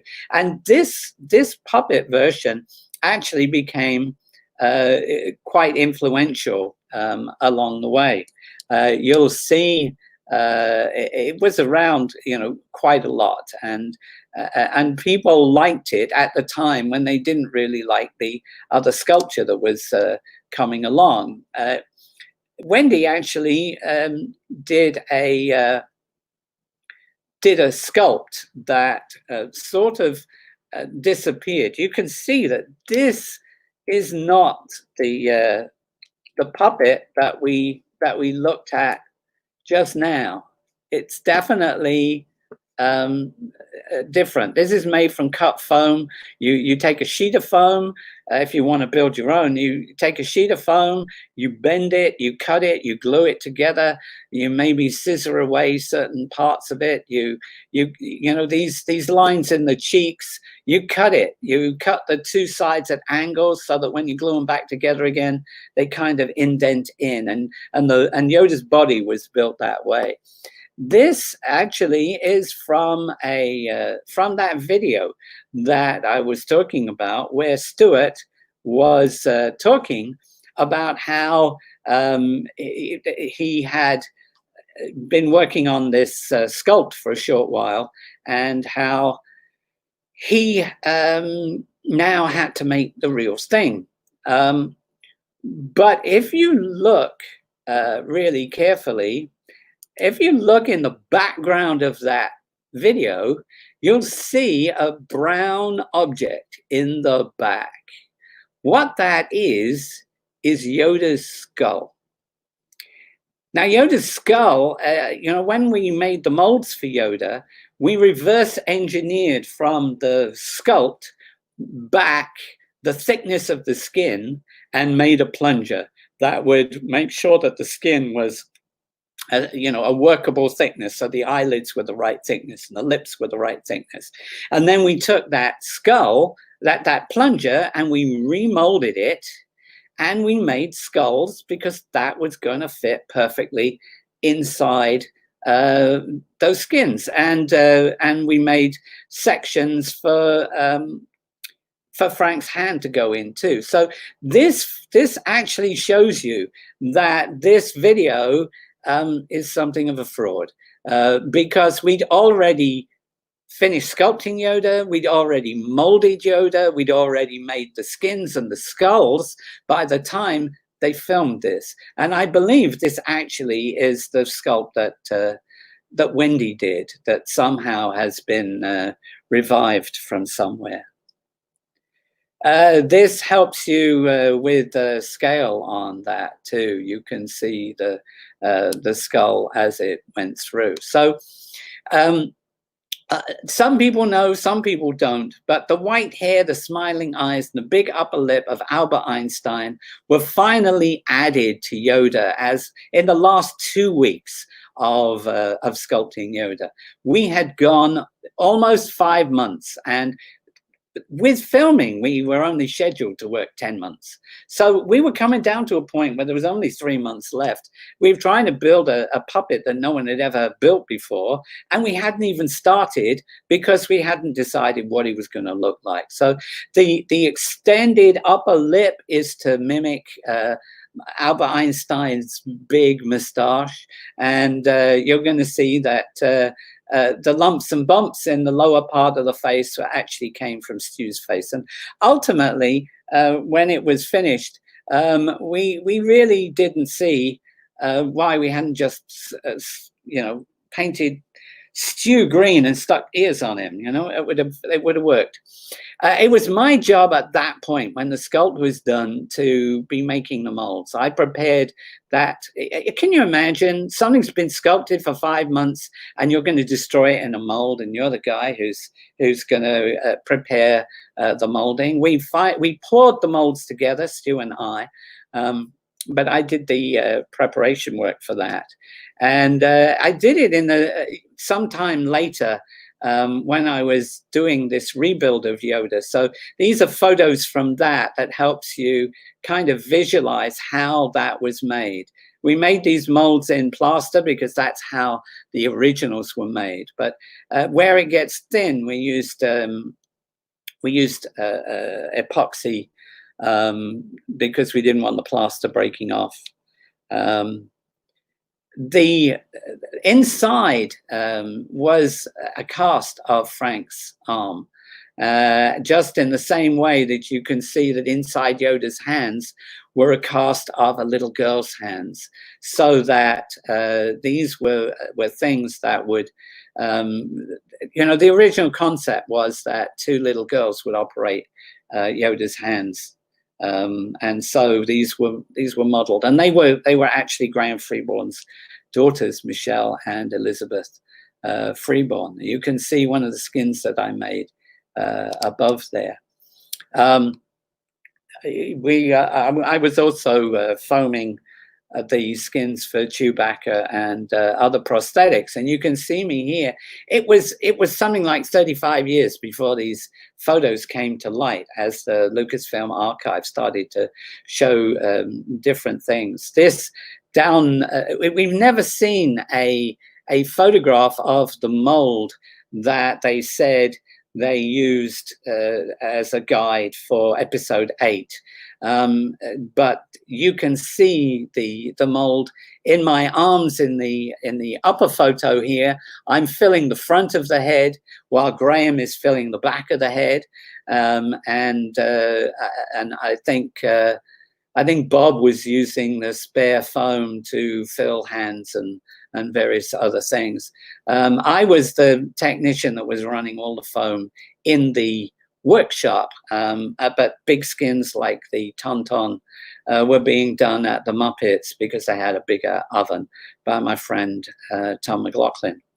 So literally you're finding out about everything. But once they got these hands, there were some solid hands that were made for the puppet version where they were where the hands were just hanging loose. But when they needed the hands to grasp something, they decided that the two little girls were not practical. And so Frank slid his hand into, well, actually, Kathy Mullen slid her hand into the right hand, and then one of these solid hands was glued to the top of Yoda's cane, and Frank would operate it from below. Here you can see some of the crew. You know, I name everybody here, but you're going to see some of these people, you know, coming along in the discussion as we move on. And I got to move along because otherwise we won't get through this by the time we get to question time. This is, you can see we made a lot of skins. Why do we make so many skins when we are not making a dozen Yodas? Well, you know, when you do a foam run, foam latex is like trying to put soap into a mold. And so, you know, some of them came out perfect. Some of them came out with minor faults. Some of them came out with major faults. And so you would grade these. And when you finally came down to putting Yoda together, you'd see how many of the better ones there were and which ones you were going to use for the close-up. There's also, of course, Yoda's feet and Yoda's hands. I believe Wendy sculpted these. Someone got angry because they read something that Wendy said she made most of Yoda. Well, actually, what Stu was making, what I was making, was the head. So I think the body and the arms and the legs probably is most of Yoda. So, you know, that's a true statement as well. One of the interesting things, if you look down the bottom, you'll see eyes were bought for Yoda, but they are two completely different sizes. And eventually it was the bigger size that was used. Stu's designs for mechanics were not exactly sophisticated, but he kept everything. And a lot of these things got sold through the prop store later on. He built a really interesting lightweight design. If you're making a puppet, the most important element is not what it looks like, it's how much it weighs, because you've got to hold it above your head for long periods of time. So we're trying to make something that's super lightweight. This is actually the mechanism from Return of the Jedi. There was the mechanism from Empire had a linkage that ran over the top here, and was operated, the cables operated from here, rather than you see these fine cables running down here. That was an adjustment that Stu made when he got to Return of the Jedi. And there's a big hole, you know, this big hole in the mechanism is for Frank's finger to go through to the eyebrows. You know, we're not only trying to make a mechanism that works, we're trying to get the puppeteer's hand to move right through it. So it's like a hollow. And the way that Stu dealt with that was to make a mechanism that basically echoed the shape of Yoda's head. Here you can see the eyes going into one of the skulls after it had been worked on a bit, and the skin when it's first been laid on. This is long before any mechanisms have been put together. I'm going to talk to you now about the lip extension, because when we made Yoda, he didn't have that long upper lip that everybody knows. You can see the upper lip and the right lower picture. But all of the Lucasfilm only got the mold, the main mold for Yoda. The lip extension, because it was added afterwards, they never got that mold. So when you see photographs of Yoda with George Lucas with that short lip, or when you see Yoda at a at a exhibit somewhere with that short lip, that was made not for the movie. That was made by ILM specifically for displays. The only ones you'll see with the extended lip are either ones that are are being made now from the relics and the things that we have out, or the lip that they resculpted for episode 8, or the originals. But the original puppets actually don't exist anymore. We'll talk about that as we go on. You can see this is actually part of the mold. David, who was our trainee, was 18 years old, was given the job of sculpting 6 different lip extensions because they wanted the lip to look longer, like Einstein's moustache. And one of these was chosen to be the Yoda's new lip. This is David. You see him here. I'm going to tell you more about his story in a moment. But now you can see the puppet. It hasn't been fully put together yet. That's the prototype at the top there that Stu built. And it's got that lip extension already added on. Now, amongst the people that were in our department, there were 2 other juniors and trainees. One of them was Nick Dudman. And Nick went on to build all the to head the department building creatures for the prequel trilogy. He was a very focused young man, and he really attached himself to Stu and worked with Stu in his room very intrinsically on this prototype version. Graham, of course, he was the one that did much of the artwork on all the Yodas. I did a little, but it was mainly him. And he's laying hair on Yoda. People think all the hair was punched in. It wasn't. It was loose hair laid until you got close to the top. And then at the top, it was punched in. And so now, finally, here we are. We built a Yoda. We get to filming. And we move on to the set. Well, sometimes people ask me where this was filmed. Well, everything was built. All of those trees were made by the amazing artists, the plasterers and the art department. You can see in this picture on the left that where the guy is going down the steps, that's the pond. Where they're trying to seal off the space underneath Yoda's house, that's where the puppeteers lived. And the whole set is raised off the ground with sheets of plywood, so the puppeteers could, access the space under Dagobah at any point in time to be able to operate Yoda. The filming started on June 20th in Yoda's hut. They call it Yoda's house at the time, but it's since been called Yoda's hut. And here you can see some of the rehearsals going on. You can see it really is a tiny space, and George is kind of squashed down in there, and Frank is, they've taken sections of the floor out, so you can see him in that space down below. The other puppeteers were Wendy, that I talked about before. Once we finished building Yoda, she was the one who was looking after Yoda on the set. But Wendy and Kathy Mullen was one of the Muppeteers who was effectively, literally, Yoda's right-hand girl.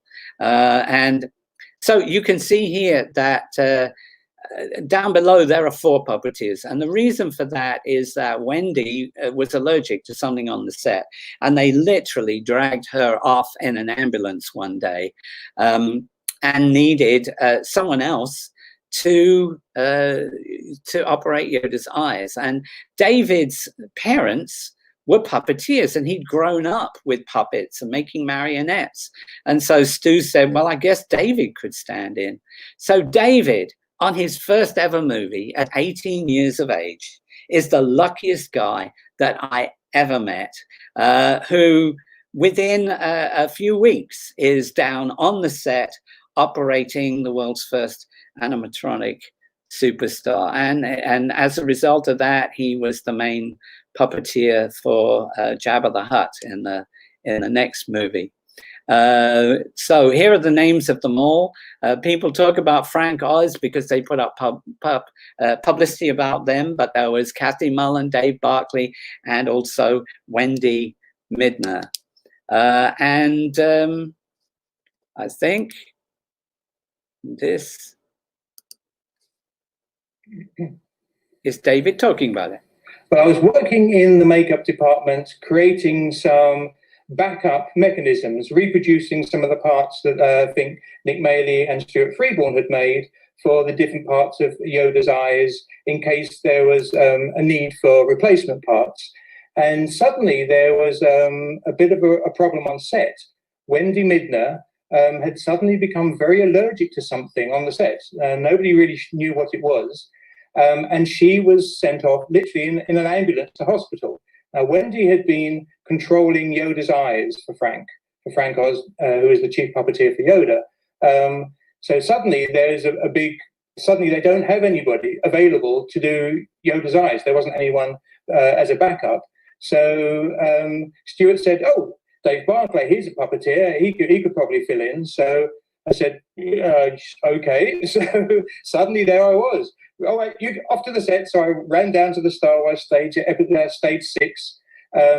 And I had met Frank once before, but this was like only just briefly. So this was the first time to sort of meet the great Frank Oz. And suddenly I've got the hand control of Yoda in my hands, and suddenly I'm controlling his eyes for the day. So it was, again, just one of those amazing experiences that was never necessarily part of my job description, but it just happened to fall into that position but by pure fluke and luck. So, and being a second generation puppeteer like Frank Oz, we got on really well. So initially we had a sort of a great time, and so Frank said, "Oh yeah, no, David, you should stay on the performing team with Yoda." So that was it. Suddenly, I was on set every day with Yoda, sort of performing his eyes. Often I would take the weight of holding the heavy puppet. The actual puppet was pretty light, but the most heavy thing of everything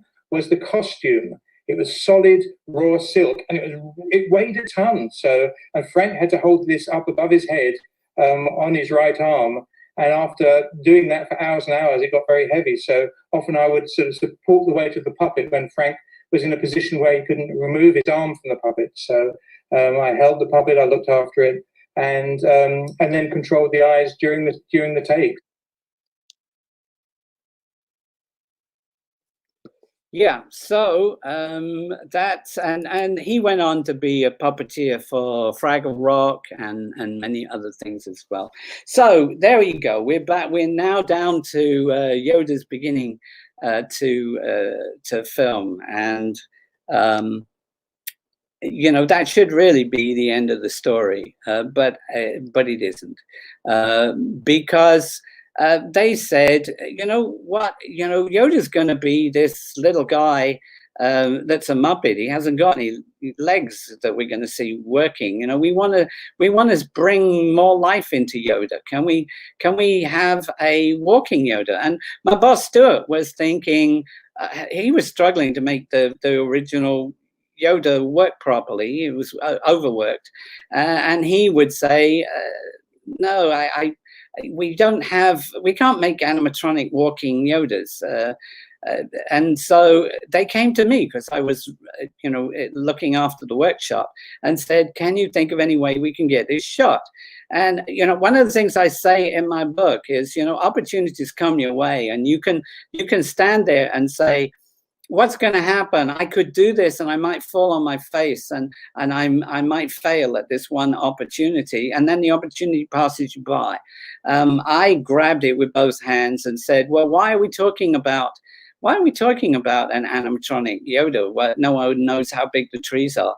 Let's just make an oversized Yoda, put it on Deep Roy, and he can walk through the trees on his knees or not on his knees. No one really knows. He did actually do it on his knees.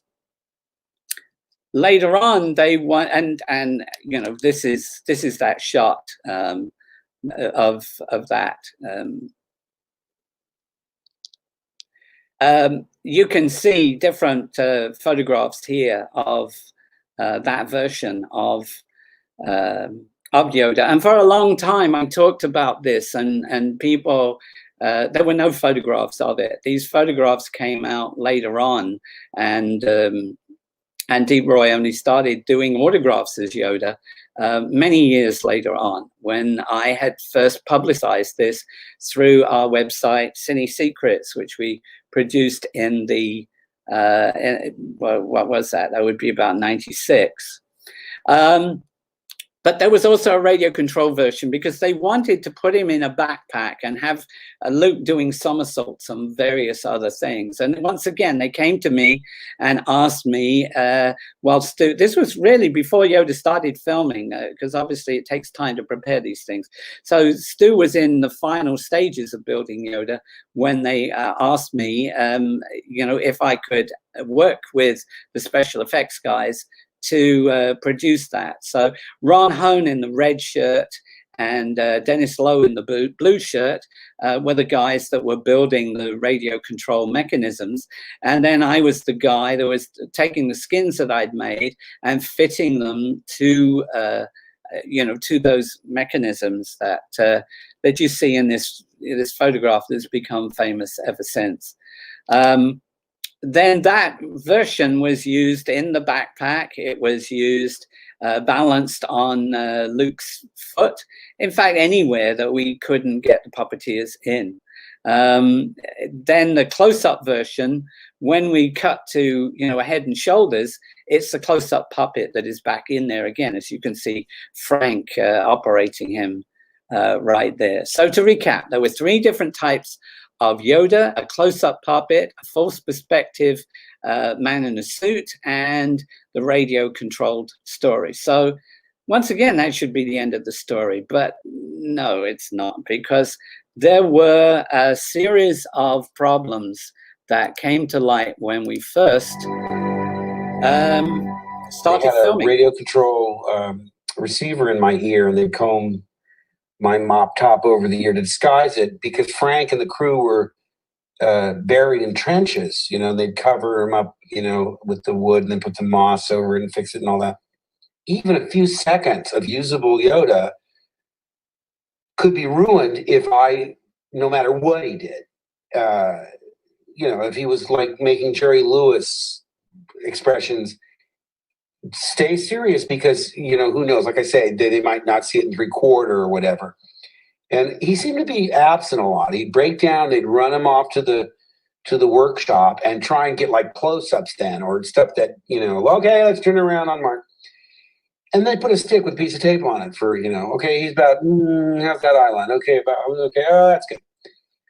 So I learned very quickly, every amount of rehearsal was valuable.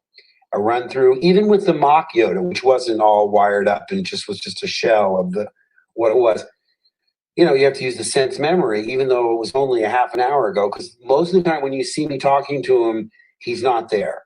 And then when it's over his shoulder, depending on what they needed, if they just need an ear movement or something like that, a lot of times they take the really complicated one and work on him and put in his stunt double for the scenes. And I learned early that if he went cross-eyed or did something goofy, I shouldn't react. I shouldn't react to the silliness of it, because especially if the camera didn't notice, if it was like over his shoulder or something, it would be still usable. Yeah, it was still usable, but they were getting into a bit of a panic. This was the first week of filming, and so they were scared that Yoda was actually not going to work, and so they went a step further. Well, of course, in Star Wars, we had a creature shot, which you don't normally have on the film, and that was great. And obviously, a very important character that's arrived in The Empire Strikes Back was Yoda. And it was so difficult. Stu Freeborn, who was the head of the makeup department, was having terrible trouble getting it to work properly. And I did everything to give him the maximum amount of time. We started shooting in Yoda's house on Mark Hamill as Luke Skywalker. And then I got nothing else left to do. So I said, oh, Stu, we've got to do it tomorrow.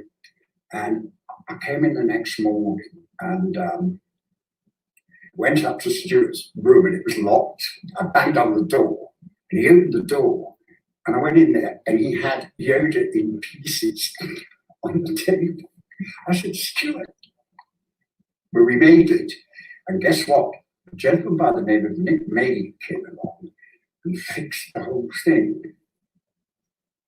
You know, I'm always grateful for Robert Watts for talking about that, because it's really the only thing that showed that there were two puppets that were built for the close-up versions of Yoda. You have the original puppet, what we call the prototype puppet, which shoots in Yoda's house. And if you look really carefully, you'll see, yes, he's got the extended lip, but he has rather sleepy eyes. Sometimes they're cross-eyed, and he has very ugly bottom teeth.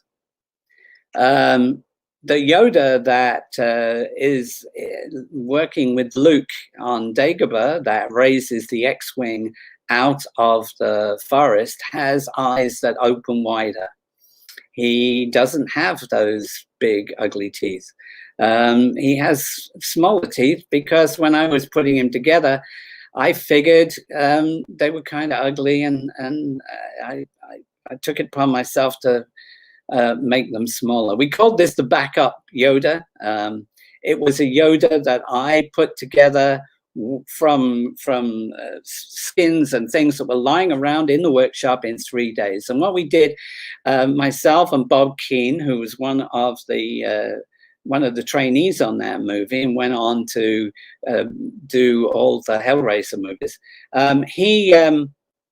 he would be soldering stuff together while I was sleeping on the floor. We worked 60 hours in 3 days. And I had said to them, they asked me if I could do something where you could film on the back of the head. And I said, give me 3 days, and tried to shoot. As I say in my book, always promise less and shoot for more. You know, I wanted to make my mark. I built a puppet hoping that it would do everything that they were trying to get the original to do. And I think that's why Yoda was so successful, because it was very well sculpted, which was a gorgeous sculpt from Stuart Freeborn, beautifully painted by Graham, and then Nick Maley's Yoda, that was the second built Yoda, that was built because Stuart's needed some repair, and the producer Robert Watts wanted a duplicate Yoda on set so they could continue filming. Nick's Yoda was actually shot for about 90% of the film in the end. So the very quick, put together, simple approach that worked very well. It was one of the reasons I think that Yoda was so successful. Yeah, and it certainly was put together very quickly. You can see David here doing some of the things that he was talking about earlier. You know, we talked about the problem with the costume being too heavy. You know, Yoda is always lit from behind. People make that mistake when they sculpt Yoda. You know, it's daylight, and so it's in a forest, so light is from above. But to make him not look like he was a lump of rubber, they always left his face in shadow and put a key light from behind. In fact, even the here you can see these are all the Yodas that were actually used in the movie, but because they're not lit the same way, and because they don't have the drama of most of them don't have the drama of the puppeteers, they look quite different. There was more than one body. This, I think, was the third body. Some bodies, the arm went up between the legs, some they went in through the middle of the shoulder blades, and some they went up through the stomach. So later on, these puppets all fell apart, and looking at the remnants that were left behind, we were able to tell the difference between the prototype and the one that I built by the fittings in the neck. You'll see that the photo on the right has pop studs to make sure that the skin doesn't pop out from the costume, and that's the prototype that Stuart built. On the right, you're going to see there's Velcro, and that's the backup, which was the second one that I built. 20 years ago, these puppets had fallen apart. The skins, these are the skins from Empire. What Stuart did was he fixed the problems he had with the prototype and put a new skin on that and used that for Return of the Jedi. And so these were just left in his attic, and over the years they literally disintegrated. So here you can see, once again, with the big ugly teeth and the sleepy eyes, the prototype puppet that was being used for Yoda's death. I went on to do a lot of other things after Star Wars. You know, I was nominated for an Emmy for working with Anthony Hopkins, and I designed all the creatures for Kroll.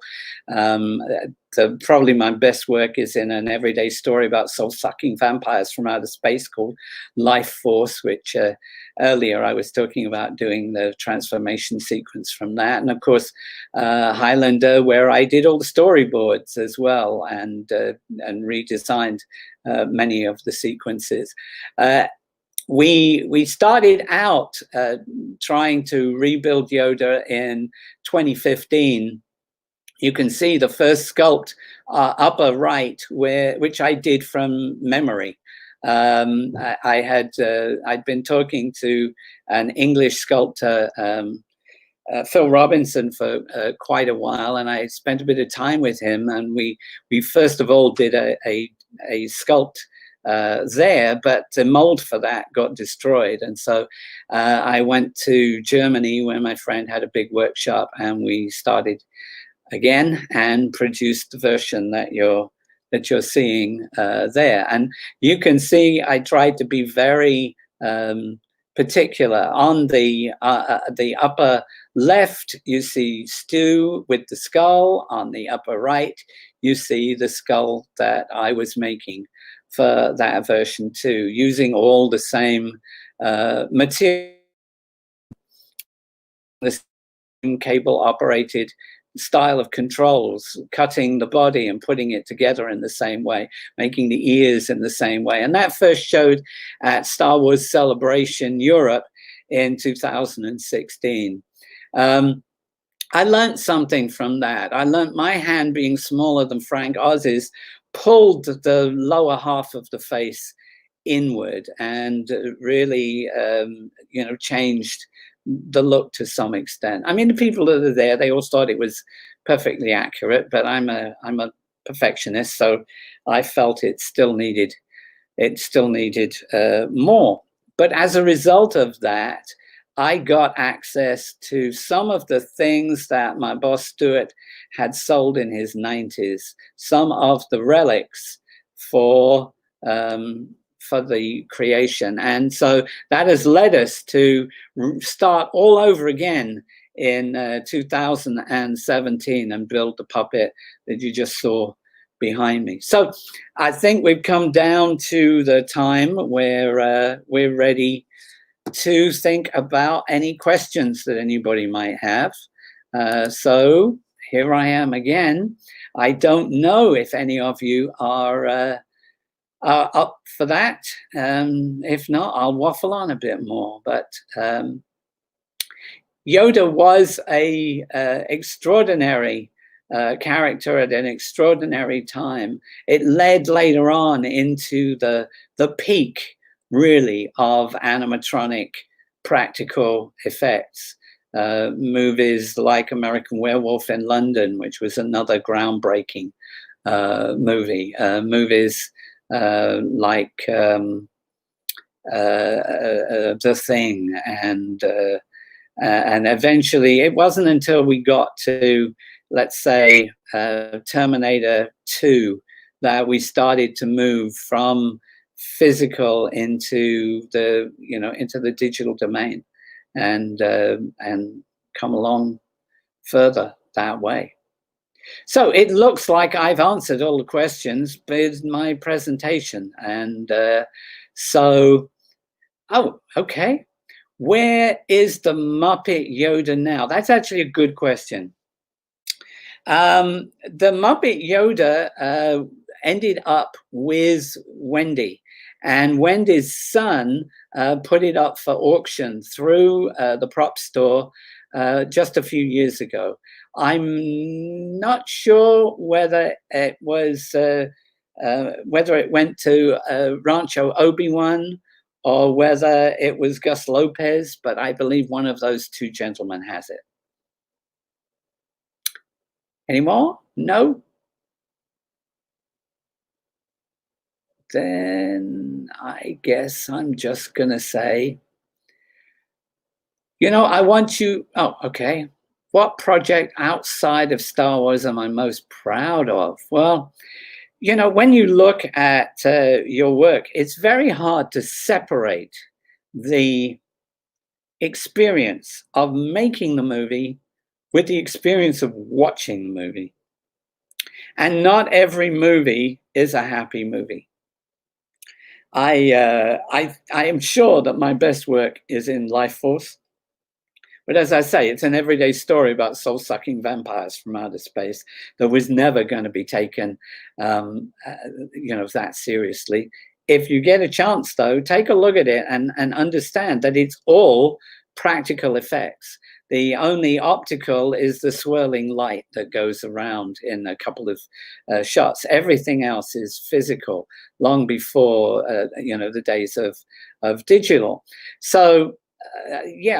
That's got my best work in it. What was the movie that I was happiest in? Well, that would have to be Krull. I mean, on Krull, I was the young head of department, finally being able to make everything my way, and the movie was in trouble before they even came to me, and so. They treated me very well. They gave me a free hand. I got to design everything just the way that I wanted to, except for the Cyclops in that I wanted to have a beard and a bald head, so that you wondered how we made that work. And they put a rather soppy wig on him and took the beard off, which made him a much softer character. But that was a very, very happy movie to work on. I think the best movie I made was Highlander, but it was a nightmare to work on. It was I won't go into details there because I don't like to tell horror stories, but it was a great movie that ended up with me having a physical collapse and exhaustion and a number of other things, because I was my contract had me working 96 hours a week, and I was doing 30 hours overtime at the point where I collapsed. So don't do that. Be enthusiastic. Try to be sensible as well. But what am I most proud of? There is no question that I am most proud of the work that we did on that backup Yoda, which was a lot simpler than stuff that we did before, but was brought to life so brilliantly by those 4 puppeteers. You've got to give credit to the puppeteers for the performance. They could have made him Kermit the Frog. They could have had him going, ha, ha, ha, ha, ha. In fact, the first day's filming, they scrapped because Frank said, this is too big. We need to tone the whole thing down, and they filmed that again. And you've got to give credit also to the director Kershner, because he was afraid of Yoda. He was afraid that Yoda wouldn't work, and it was really weird, because when he wanted Yoda to do something, he would talk to the puppet, and Mark would be saying, "They're under the floor. They're under the floor. It's a puppet," right? It was kind of funny, but he gave the puppeteers the time to give a really caring performance. He didn't rush it, which I think they did largely in episode 8, where you never really got to see Yoda terribly well. It was one quick cut after another. Yoda in the forest, talking about do or do not, there is no try, and you fail because I don't believe it, and that is why you fail. All of those things, they gave Yoda dignity and they gave him time, and that's a lot of the reason why he was so special, over and above whatever we might have built. He was exceptional. So I guess he's what I'm most proud of, and I guess that's why I'm happy to talk about him the way that I do. People say, "Oh, don't you get upset that people don't want to talk so much about the movies that you designed all the characters for?" And no, I don't. I feel privileged to have been part of this great experience. Okay, so someone said, can they see Yoda move? Unfortunately, Yoda is kind of perched on the table at the moment, so I can't. It takes about 15 minutes to mount the puppet. This particular one is designed for one puppeteer rather than the 4 puppeteers, because I take him to schools and to kids' hospitals and to conventions. And so he's capable of doing everything that the original puppet did, but with him wired up the way that he is, he does less. I can't bring him closer to my computer because it's a desktop computer. I can give him a few movements to help you see, what he does. In fact, in this particular case, the controls are largely on the bottom of Yoda's stick. So if you look at his eyes, if you can, look in on that, you'll see that his eyes have those movements of being surprised or being normal or giving a blink.